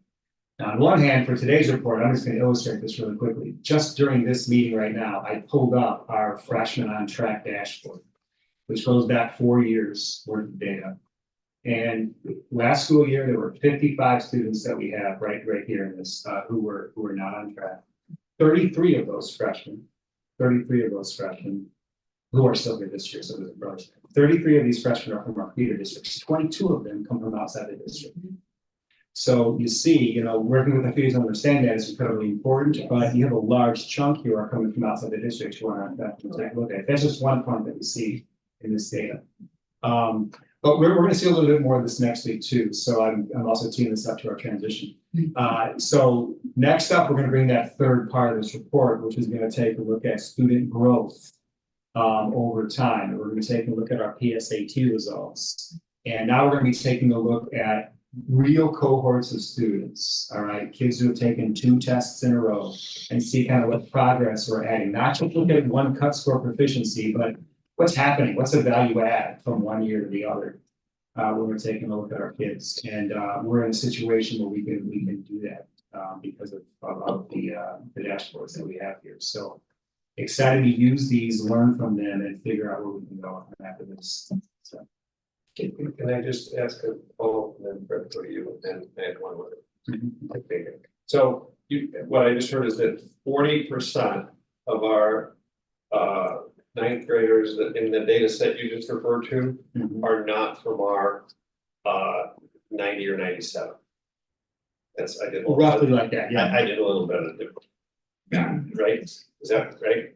Roughly, yeah. I mean, from what I said. Okay. And can you give me the denominator, which percentage of our student population comes from our feeder district? What's the whole enterprise? How many come from 90 and 97 versus somewhere else? Yeah, overall, I'm not sure exactly, but obviously, yeah. It's not 40%. To know your denominator matters in all of this. And no, it's definitely not 40%. So it's a disproportionate number is what it is, and it seems like rather significantly disproportionate potentially. Yeah, so that gives us an idea of the importance of early tracking here within a school once kids come our way. Because Fred, you hit a. Yeah, I just wanted to say something about the the report, that although we have, from an achievement point of view, we're maxed out on 4 of the areas, we still have a lot of work to do, because even though we're at 100%, within that 100%, we have have diversity. That's true. And we have a gap. Yes. All right. Yes. Demographically. All right. And primarily, our African American and our white students, there is still that gap. And to really be at 100%, that gap needs not to exist. And so we still have a lot of work. Absolutely. that's exactly right. There's no banner on the aircraft. Here. Yeah, right. Totally agree with you. The one that I forgotten, so I learned something tonight, which is I had never focused, because there's all this focus on 5 essentials, and there's the detailed data, and then there's what goes into our score. So we emphasize what goes into our score, right, which is take the survey, okay? But when we look at the survey again, and you take that survey and then layer it on top of the data on student achievement, okay? I just find it highly interesting that you have, here, I would say a high performing achievement, right? And yet you look at it and you can find schools that have very different sets of numbers, because the number sets seem to go across. You don't see many districts in the 5 essentials that are, they have one number here and a number here. They're all in the 30s, all in the 50s. It's kind of I don't know what the right word for that is, but okay. So there's some that are in the 60s and some that are in the 20s and 30s, and we have tended to be in the same cluster for a long time, with some needle moving in this feedback mechanism from staff, from students, and yet our achievement is in some cases, is far superior to others where they say, we've got the best learning environment, right? We've got the best this and that. Yeah. And so I don't know what that means, other than you're dealing with opinion, right? And you're dealing with data, right? I think it's that perception and that feeling, but I Yes. also think that there are things that are important to our teachers that are not necessarily reflected in the 5 essentials, right? So some of the things that, the questions that are being asked, some of the teachers that may not be. One of the questions, for example, is, collaboration with, across to the elementary, basically. It's like that kind of collaboration across. Well, our teachers are always going to answer that we never do that. And so we take a hit there because they answer, we never do that. But we don't have a district where that's embedded in it. We're not a K-12. We don't, it's just not that way. And then the question is, how important is this to our teachers? So I think we need to look at this. This is important and we can learn some things out of it.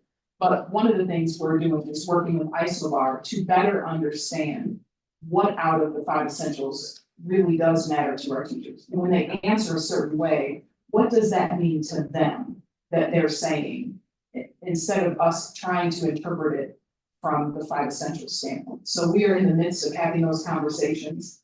They've already been surveyed by Isobar. We're now working to set a date for some personal in-person focus group with just Isobar and the teachers, so that we can better understand. I think perception is just very different. It's interesting, actually, as you say, I know the last thing anybody wants to do really is prolong this conversation, especially if you're in the back over there, but too bad. I'm waiting to talk. There's just so much here, and you said there are some things that our teachers care about that isn't necessarily captured in the data, in the 5 essentials. There are some things that is captured in the data too, that isn't necessarily reflected in the 5 essential scores. What do I mean? There's actually 6 categories in the 5 essentials. All right. There's other measures. Okay. Essential. Other questions that they ask that don't quite correlate with the research base that determine the 5 essentials. One of those areas, I'm going to say this. One of those areas is inquiry-based science instruction. It falls into this other category. It's an instructional measure for sure, but it's inquiry-based science instruction. It's incredibly strong. And then you can take a look at that and you can filter that for grade level. You filter that for 9th grade.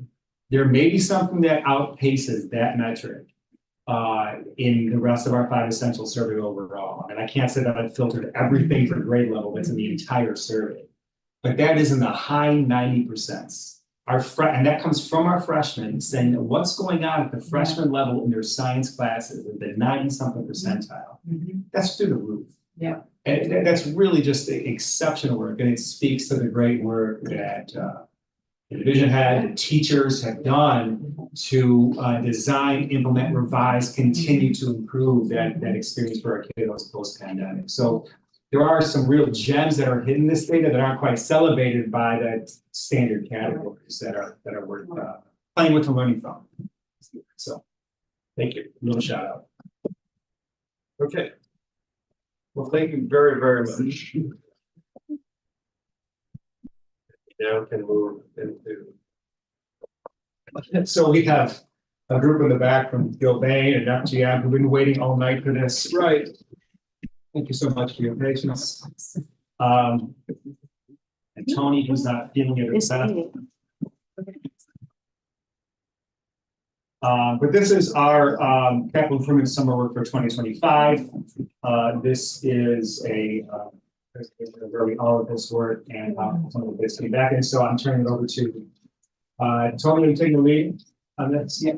Okay, great. Go ahead. We in June had brought forward the proposed scope of work to be approved, and then designed and bid out for summer 25 CIP. The estimated cost at that time was just under $4.2 million. From once we get the approval to have that design, it goes into the kind of full scale design development phase. During that phase, we uncovered an opportunity for improvement. One of the areas that we focused on, one of our lenses, was accessibility. And the original thought was that there could be a chairlift that would help a student access parts of the building that are currently inaccessible. During development and conversation, what we found is when you do that, it does make the building more accessible, but when it's in the hallway, if a student is use that, they're put on display. So everybody can see them get onto the lift. There was a non-essential custodial closet in that same area that could be repurposed for like a full chairlift behind a door, provides a little bit more privacy. And then we've invited some members of our community with a focus on accessibility to join the facilities committee. And their take was that would be a preferred option, so we put both options out to bid, seeing what the price difference would be.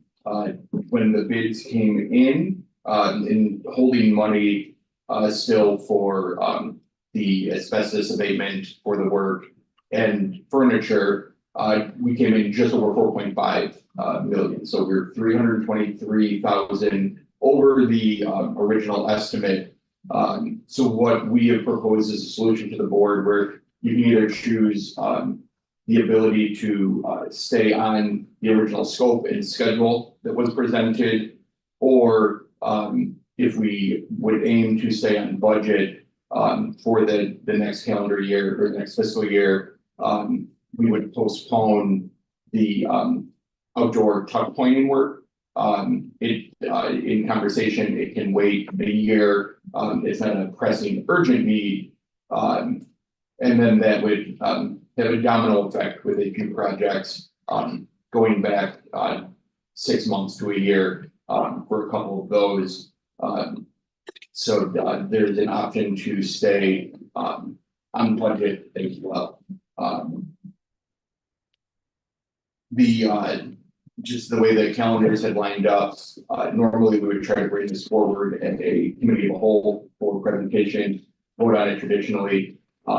There was not enough time prior to the November committee of the whole to do a scope review with the bid company that bid and make sure that everything is correct. So we're bringing this forward for discussion tonight, and then we'll bring it back for vote at the special board meeting in December.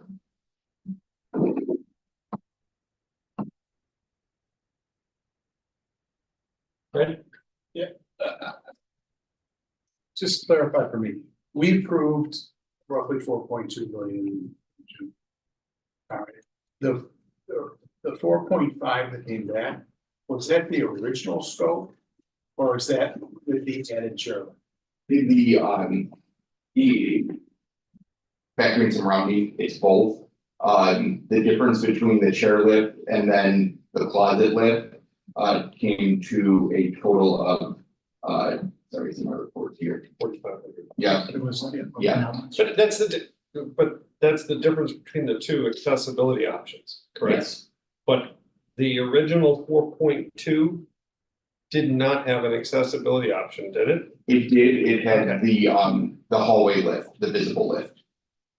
So is the difference the combination of the manpower and the accessibility being more expensive than expected? Well, the accessibility isn't a huge driving force here. There's a few factors driving this, where the bids came in at just in general. And then also the one thing, and I apologize that was in the memo, but I forgot to mention publicly here, is in conversation, there comes a point that next year is going to be a very heavy summer with project 2, with getting the football field restored and completing the geothermal project.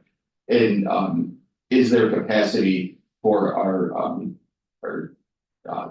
on-site management team from Gilbane that's looking over project two to also be watching over this work in the building. And it does Jeff have that ability as well to split his time between three major projects in the summer.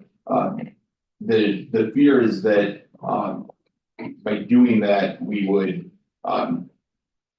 something could fall through the cracks, that you know, we don't always have a set of eyes on the projects. We're opening ourselves up to something going wrongly. So this does include, which would be a new addition, site superintendent and project manager from Gilbane that would oversee the CIP work specifically, and then we would keep Jake and his team on project two. If I can, Tony, I just want to chime in on the original scope too. So the chairlift changed a little bit.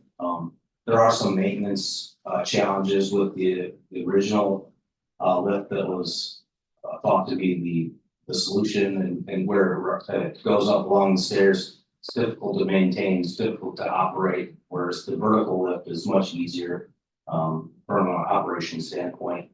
There are two other small. They're not major, but scope changes. We've added a temporary hydroponics room until the hydroponics can be relocated permanently to where the daycare was, which is currently housing the athletics department. So that's one. We've kind of reconfigured the office that's over there and added a temporary hydroponics room, and then also at the south end of the center corridor. We're revitalizing that ramp as the slope of it doesn't meet ADA currently. So we're splitting that ramp and lengthening it to lessen the slope. But what that does is it pushes it through the current set of double doors. So we have to take those doors out and create a new vestibule, if you will, out between the stairs, a little bit further to the south. So that was, I think, when we did our 10-year plan, Allison, correct me if I'm wrong. I need to, sorry. That was something that as we investigated more, the scope had to change there. Some additional walls, fire rated walls, some doors, things like that. And just to clarify, those are not new items that the board did not approve. Just the difference between a schematic design of what do we think we need to do, and then when we get into the full development of the project, how we get the work done, had to change a little bit. Correct. There was with that ramp, it was always there, and there's still a ramp there, and just the way it was configured had to change because of the existing conditions as we got out there and really got down to the nitty-gritty. It was just not quite enough to do it the way we had originally planned, and this one is a bit better design. It's a straight shot ramp as opposed to working in the within the curves there.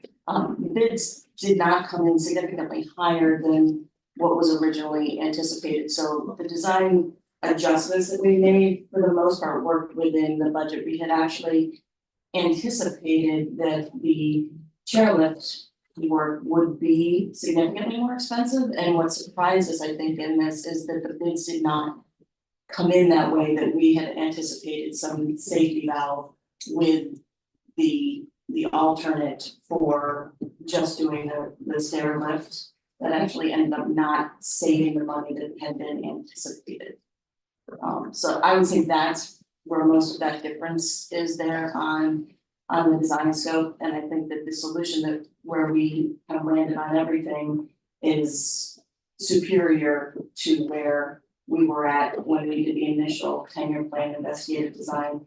And part of the reason why we didn't have the platform lift in the original one was because we had looked and wanted to do that because it is the better solution, but at the time there were infrastructure issues with where we were looking to do it that we thought precluded us being able to do it, and then we discovered that this closet we were able to make work, and so we put that in there because from our perspective with FGMA, myself and Mike Becker, it was bothering us all along that we didn't have this platform lift.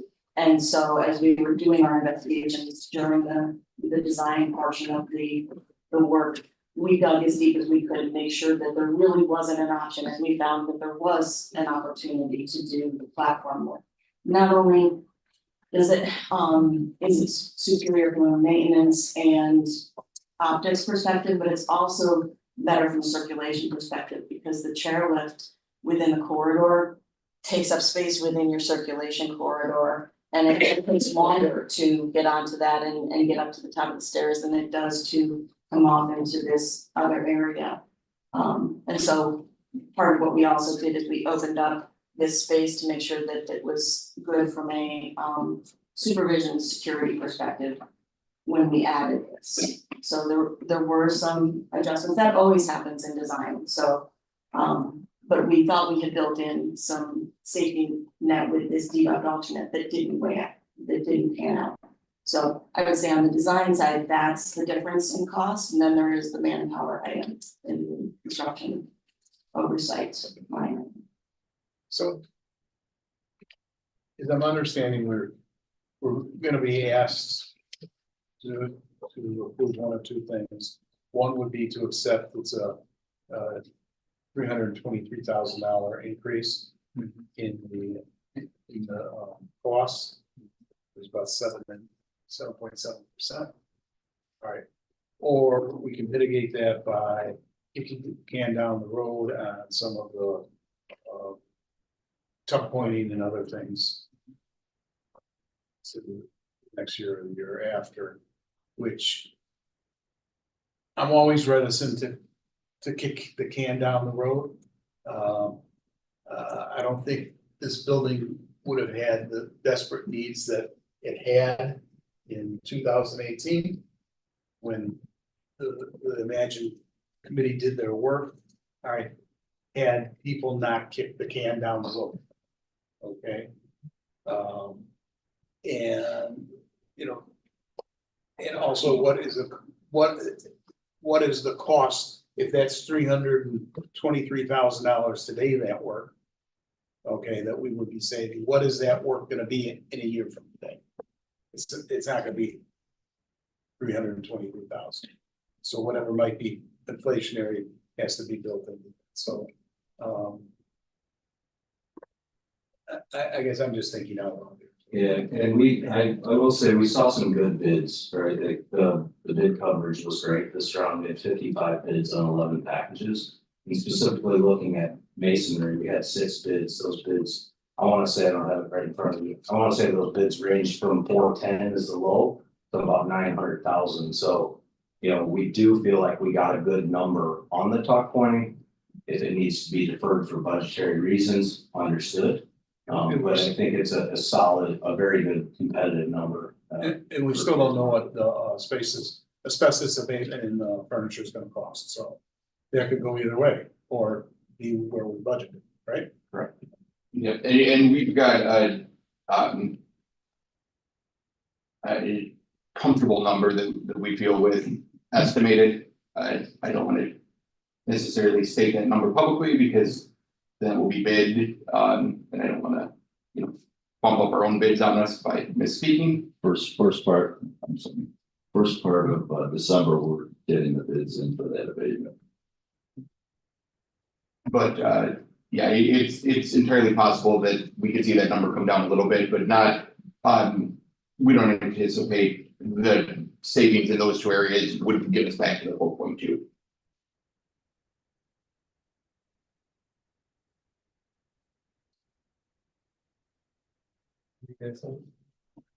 I'm just not clear what your recommendation is. Or is your recommendation for option 1 or option 2? I think we're looking for some sort of direction. Yeah, given prior conversations with our board, we wanted to bring 2 options and see, you know, is the board, would the priority be to stay kind of on the 10-year plan that it's created, or to stay within the budget? Because these are, as we see it, you know, this is over the next 5 years, it equates to just under about 0.5% of fund balance each year. So if the goal is, you know, as we start to operate, you know, with tighter fund balances and staying within our means, this is the way that fiscally we can do that. But this isn't really staying within that 10-year budget because it's a 7.7% increase. Whether you do it this year or next year is a maybe now, maybe later deal, so. You know, it's good, it needs to be done, right? I mean, it needs to be done, so are we gonna do it this year, or are we gonna do it next year or the year? Yeah, and yeah, I mean, I think it's a really good point that we don't know what the cost may be. It could be higher next year, right? And then it postponed or impact something else. At the same time, I do appreciate what we've asked you to do, just to stay with the budget. So there is a conversation for others aboard to say, you know, do we want to take the increase, which happens when you go through the true design phase and you don't always know until you get started, or do we want to take the increase? I mean, I think that really is our conversation, based on direction. Thank you. So you were here for this student performance discussion. How do you guys like that? That's a trap question, just be careful, right? So the glee that I had of the data analytics, that bubble has been burst. How's that for drama? I Move to adjourn. No, I'm unclear, okay, on things. What I know is that we're saying that the expenses for it's what was 4.2 in June 6th is 4.5 today. Is that correct? Yes. Okay. I'm just trying to unbundle the data and what it is, because, you know, is it, and the gap, this is that, the delta between 4.2 and 4.5. So I hear all this discussion about a chairlift and a rope tow, a chairlift and a vertical lift, etc. But there was a chairlift, there was one, and I'm hearing that between June and now, the dollar difference of that is $4,500. Is that okay? So I'm just taking you through my thought process. So 4,500 is not 320,000. So that's kind of a smoke screen or whatever it is. It's important to accessibility. If I'm fine with the right one, but I'm looking for $320,000. Okay, of what is driving that gap? Is it we changed? What are we doing that's causing that 320? The bids came in somewhat the same, or not? Okay, so it's not the bids. It's not the chairlift. So it is some.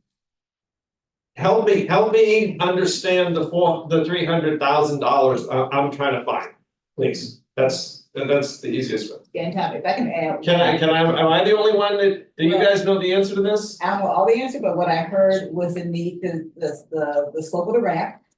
So I heard moving some doors in the vestibule, but so those are designed, what is it? That's On the design side, where some of the money is that with the change to the platform lift from the chairlift, we anticipated that to be a couple $100,000 more, honestly, with the work that we did.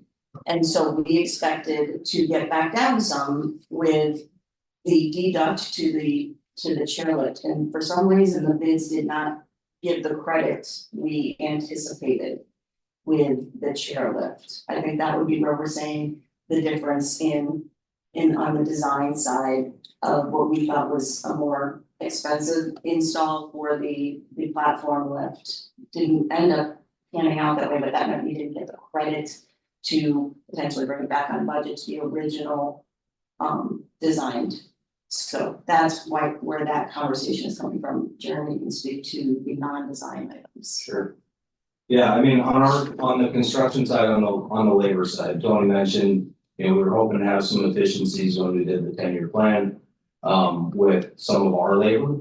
Where we're at in project two is going to be full steam ahead next summer at this point, right? And looking at our staffing and our projections of what we had for project two, we talked a little bit last time I was here about the schedule is compressing, it's backing up on us a little bit. We had the NICOR delay, we've had a few other things pop up on us, and we're working through those.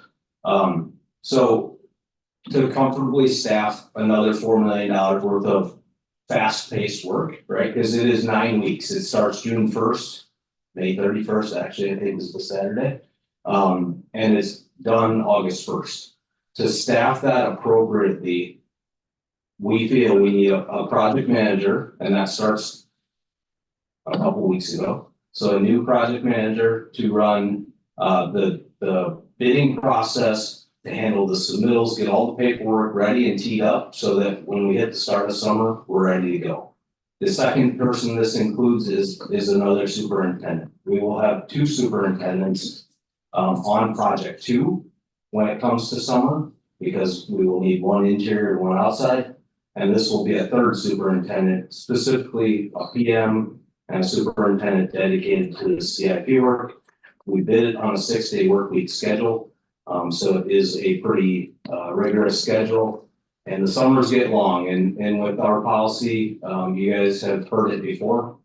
When there is work happening, we are on site, and that will be the same for project 2 and the same for the CIP work. So we always have boots on the ground.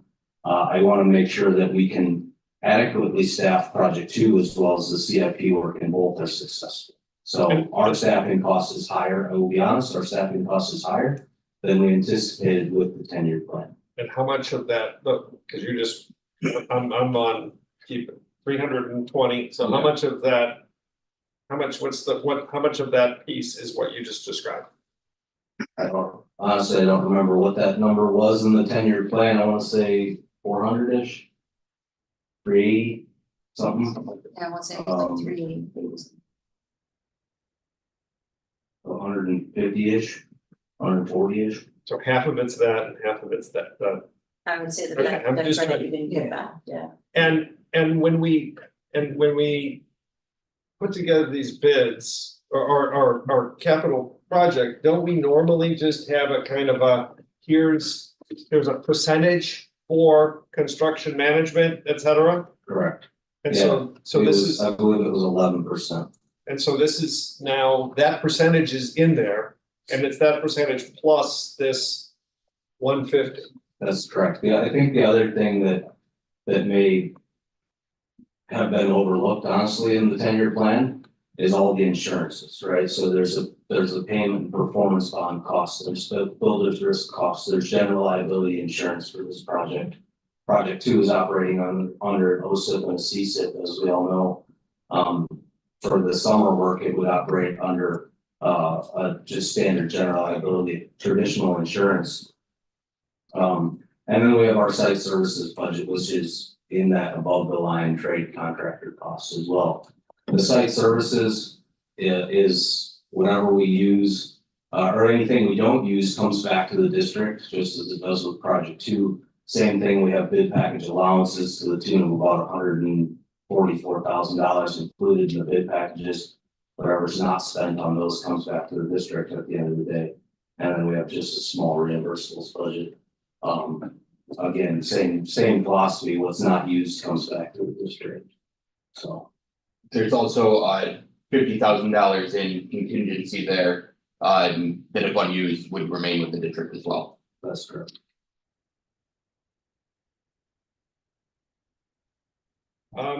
Okay, and you asked the question, Tony, that I'll answer personally. I mean, Willie, you asked, do we want to be on budget or do we want to maintain our 10-year plan? And the answer is yes.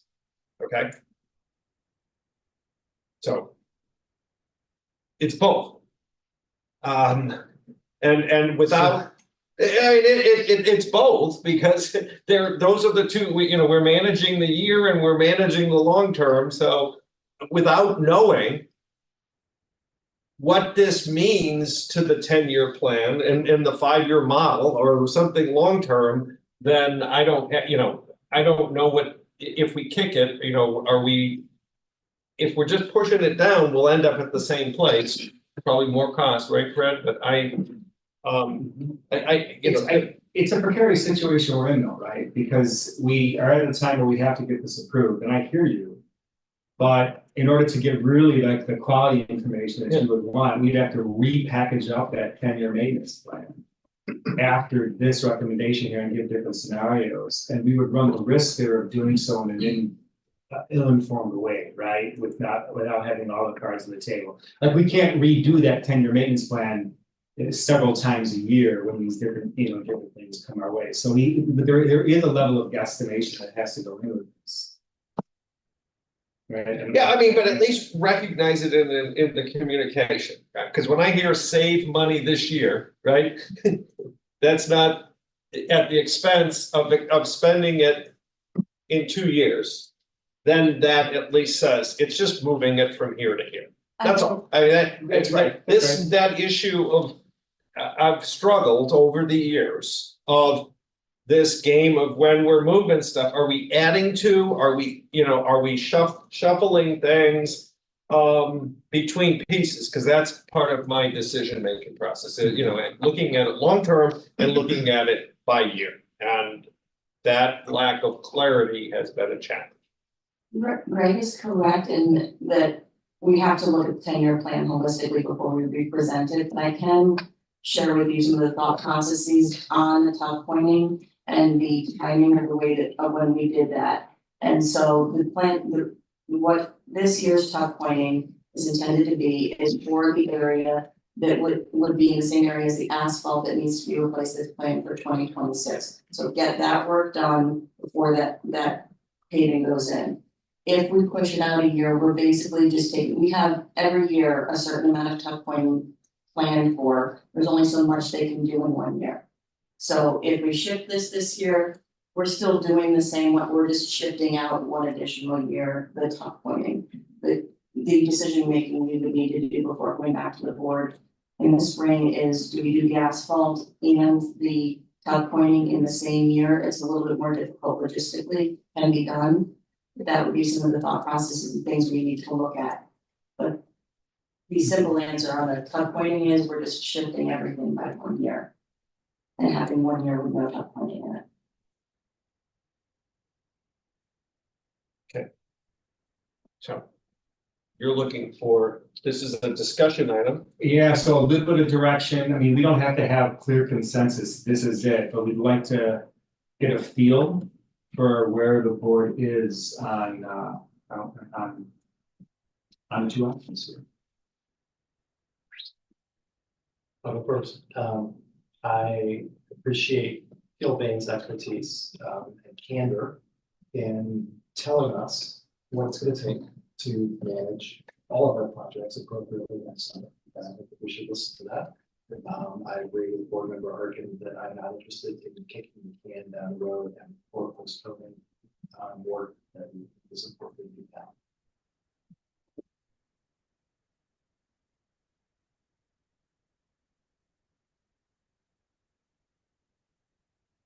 And I agree with my fellow board member. I don't think that we should postpone it. I don't think we should kick it down the road. We may have to continue to look for ways of making sure that we're looking at other budget items, but I do believe we need to keep this forward.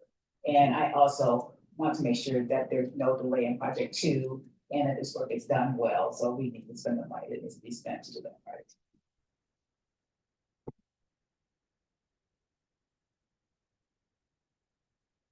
Yeah, I also am with fellow board members on this. I would like to see, as you said, a more comprehensive, holistic breakdown and look at areas that, while we are really immediately putting together this plan, this is off-page shape, walking into the form very quickly without much without taking the time to do a more comprehensive look at area, look over the long-term expenses that we have already determined.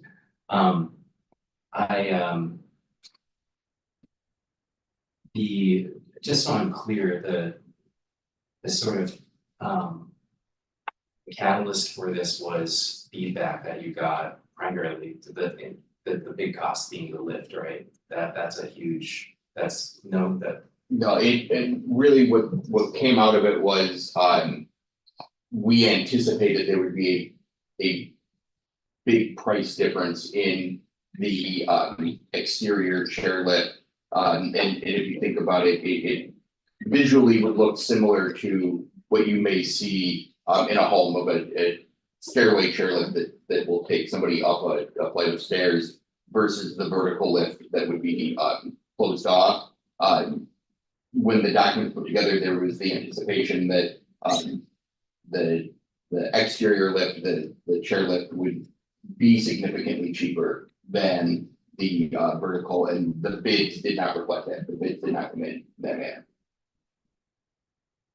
Yeah, the actual lift itself, came in at double the price. So same manufacturer. Yes, the stair lift, which is the alternate, came in double the price of the vertical lift, which there are then a bunch of modifications to the existing structure and architectural, as well as a steam line reroute that have to happen to make that vertical lift in place. And the those credits did not, or they just barely offset the cost of the increased cost, right? The savings in not making those modifications to create that lift lobby, if you will, on the for the vertical lift off to the side of that cost.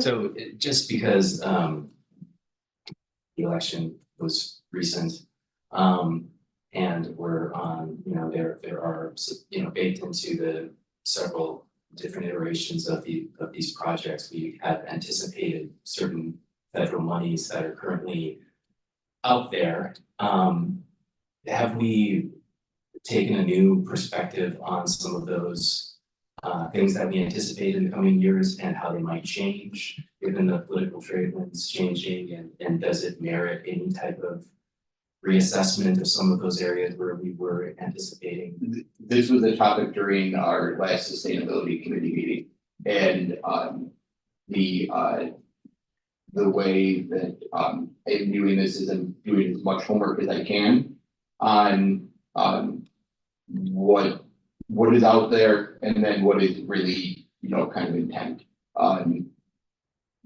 What we have been hearing is that the Inflation Reduction Act has been, it's a great political, fire starter speech, but the benefits have been bipartisan. There's a lot of heavily Republican states that have benefited greatly from it. There's a lot of heavily Democratic states that have also benefited from it.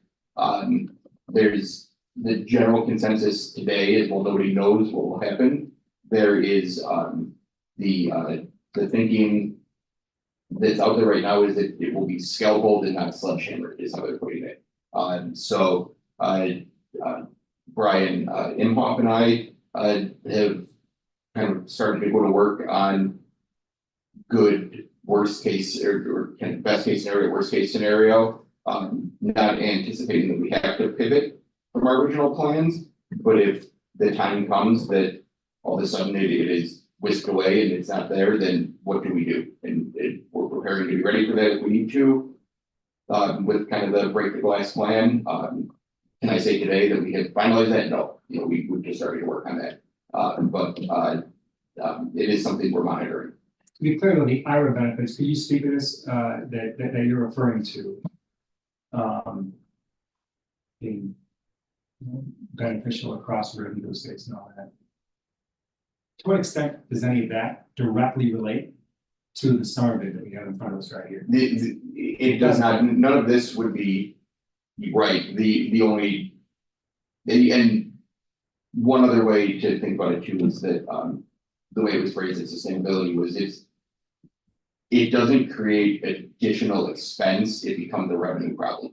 The expenses are committed. This is a revenue reimbursement that we may solve with a reduction in expenses. But on our books, the expenses would not change to be a revenue problem when we send that reimbursement. But no, it does not have to do with CIP. I just want to make sure that's clear.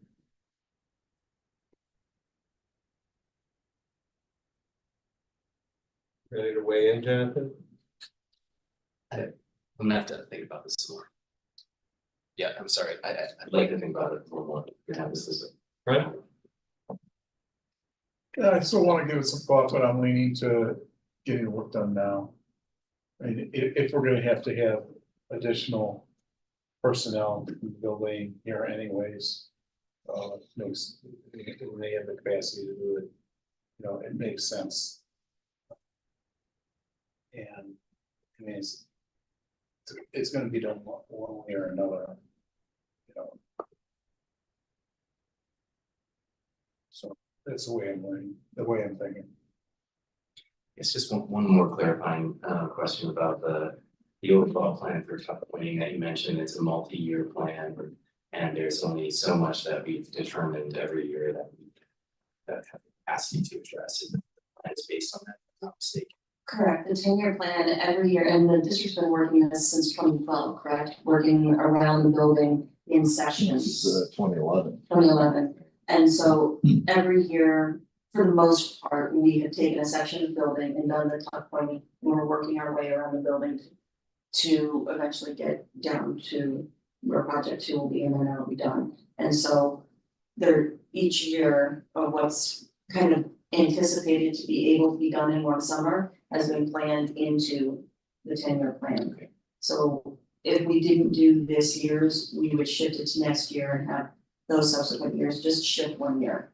Because we can't really double up the top pointing next year because there's only so much they can get done. But what you're saying is there's the wiggle room to add 10% more on each of the following years to To try and shorten. compensate for a year that doesn't have any. Potentially. Because then that's to me not kicking the can down the road I see what you're necessarily. saying, yeah. That's. That is something that we could look at with the 10-year plan, yeah, if we could. It's possible that you could do that, but we can only take on so much of it in a 9-week period. Sure. You know, you're also affecting what's happening inside the school with summer school. Because when you go on the outside of the building, you're disturbing the outside. You have men working out there, you have scaffold. We have to basically take those rooms and say you can't have summer school there. So as you can imagine right now with project 2, with the CIP work going on the inside, on the outside, we're doing the masonry tuck point. We're squeezing the school what we can do in summer school. And we know that that's a very important issue as well. So Yeah, this summer's gonna be big. it's there's so much going on, plus the geothermal. So I would be curious just to see what that does potentially look like, because then I think that this would be, in my mind, less of a shock to the initial plan, looking at this and looking at if that is an option to space it out more. Just curious if it's what that would look like. Well, you have, you're looking for a direction, so you've got a majority. I am in the opposition. But my concern is that we talk on plan on budget for project 2 adamantly. And you know, the question on the IRA weighs heavily in my mind, just until there's uncertainty. And so, in my opinion, from my perspective, when you're in uncertain waters, to sit in there be, you know, expending beyond budget, to me, is not the prudent thing to do. So and we say, you know, is it work? There's, you know, the 10-year plan, there's all kinds of things we could justify we need to do and do need to do. But it's not limitless. So I'm the naysayer in terms of my direction there, because of those reasons. So that, I just want to be clear, right? Just honestly, for the sake of the conversation, you are then, before you said yes to the answer to the either or, right? But it's both. That was a yes. That's a trick question too. Yes, it was both. I understand. I understand what you want, but question. My question is then what it seems like what you're saying now is actually making a little bit of a value judgment between those two options and saying, look, let's extend that scope a little bit because we need to favor the budget for this coming year. Is that But fair? we need to favor the budget, but it is looking at over the long term and what the longer term budget is as we, with these potential headwinds in our way of other decisions, there's just one more thing that could be blowing at us. So it's, that's weighing in my mind in my answer, so. Okay. I stand by my feeling that I don't want to kick the can down the road, but Jonathan's question really does raise another sort of issue in my mind. I would like for the administration to weigh in on this and give us a sense of direction. Are we, as we've heard, next summer is incredibly busy. Tuck pointing work squeezes the building and affects summer school. Are we operationally better off not doing that work and having an additional management need? I mean, just from an operational standpoint, not from a budget standpoint, are we better off delaying by a year or more? Yeah. I would really appreciate the administration weighing in on that and making that part of a recommendation to us. Yeah.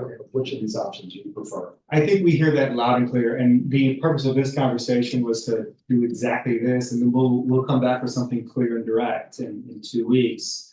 I think though, in a partial answer, there's a lot there, but a partial answer to your question is that if the cost came in for this summer work at what we originally had talked about in the 10-year maintenance plan, we wouldn't be talking about operational overload for the summer. We believe that we can handle the operations for this summer if the costs are flat. So what we're really talking about is not how to handle the operational business. We're talking about how to handle the fact that this cost is potentially a little bit more than we anticipated. And as we make that decision, it does have operational implications for us, but that's really the secondary conversation. Okay. Is that fair? That's fair, right? And to answer, just to kind of one last point, to answer the can kicking however you say it, right?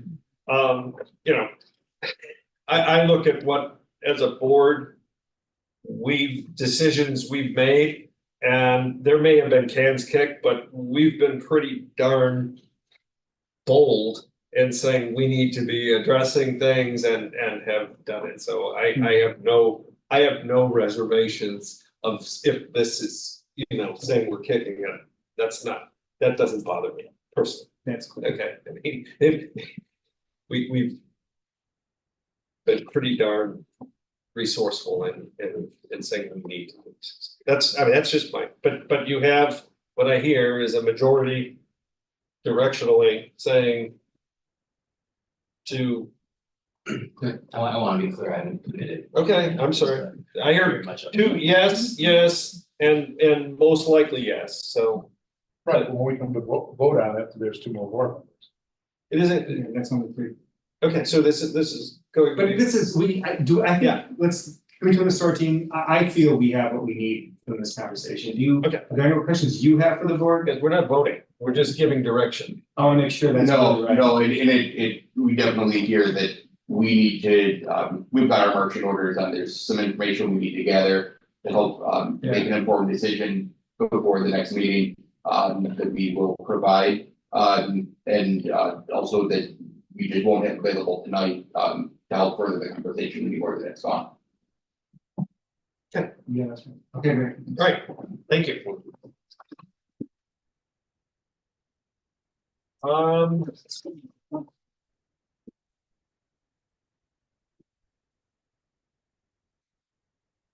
Our next topic is board governance.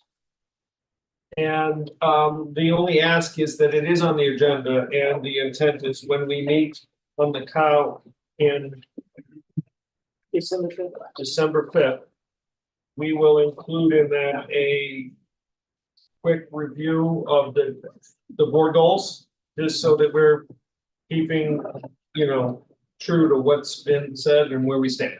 That's all I have for that. Okay. Which moves us to information. Are there any questions? Tony left. Okay. Tony, I'd like to ask you about the variance report, your footnote B, okay, reference the shift in timing on Are there any questions on the variance report that Dr. Johnson can field? I'm ready. Hearing none, are there any items in the state government and district that people need to update?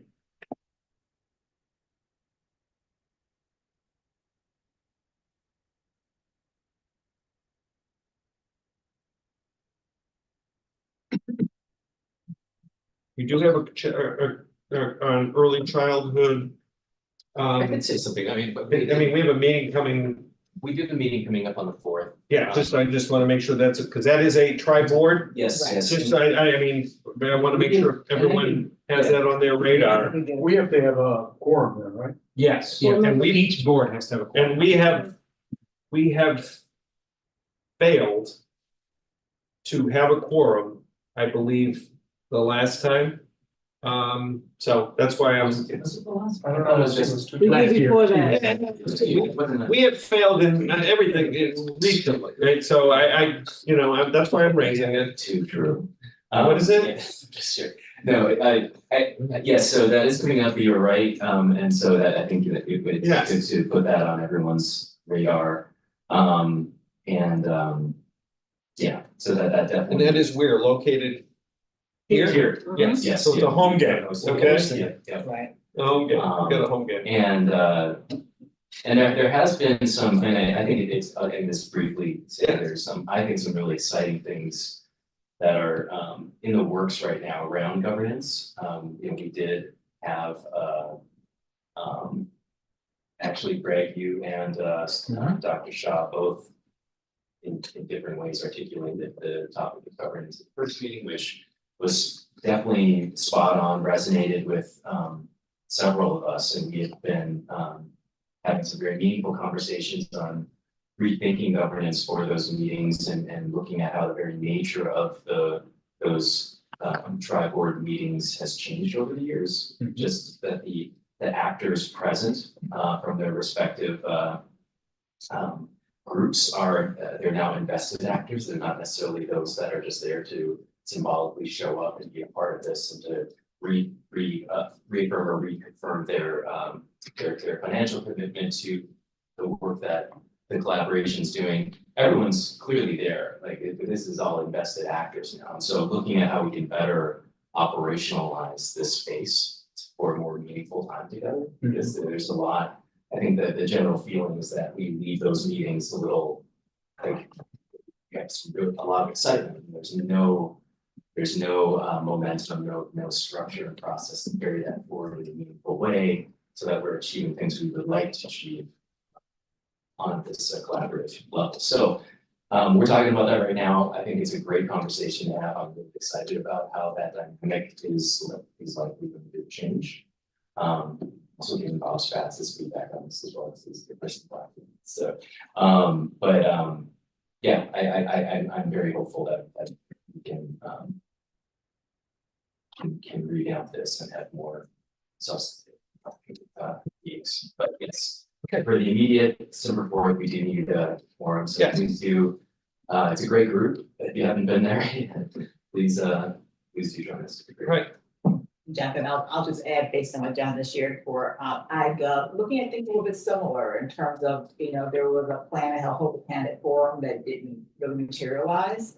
Trying to do that back in September. And so Mary Ann and Luann are working on looking at processes and communications with respect to accountability and really driving how to get things done. And is there a need, for example, to hire a project manager or have some help in some way? Because unlike our board, we don't really have any administrative support. So, really figuring out how to get better at achieving some of the goals and achieving some of the objectives of the group. Thank you. Any others? Going once? Going twice? Well, are there future agenda items? I do have one. Yes. This is based on the conversation from earlier about the report card, and Dr. Peter Renza mentioned just about the 5 essential survey, and where there are things that perhaps aren't as important to our teachers, where we're rated low, versus things that perhaps don't bubble up as much. And I'd really like to understand more as we think about the survey. Obviously, it impacts our report card. I think more importantly, what parts of the survey most drive our ability to achieve what we want to achieve. And understanding what those are, even if they aren't necessarily on a report card, and being able to track those relative to what we're getting done. So I'd love to have it to add for future, really a deep dive into the 5 essential survey, and what metrics from that survey are most driving our goals, so that there's not time spent worrying about or looking at things that don't make a difference. Well, that's fun. Okay, thanks. It's a big one. It is, something in the future. No, I That's think, good. and I had the similar thought, so I appreciate your, yeah, exactly, I mean, we don't wanna. We obviously have the scorecard, but if it's not applicable to us, let's dig into us, so I Yeah, agree. we have limited resources, let's put them towards where they can be the most good for us. Okay, any other potential future agenda items? Okay, I move to adjourn. Second. All in favor? Aye. All opposed?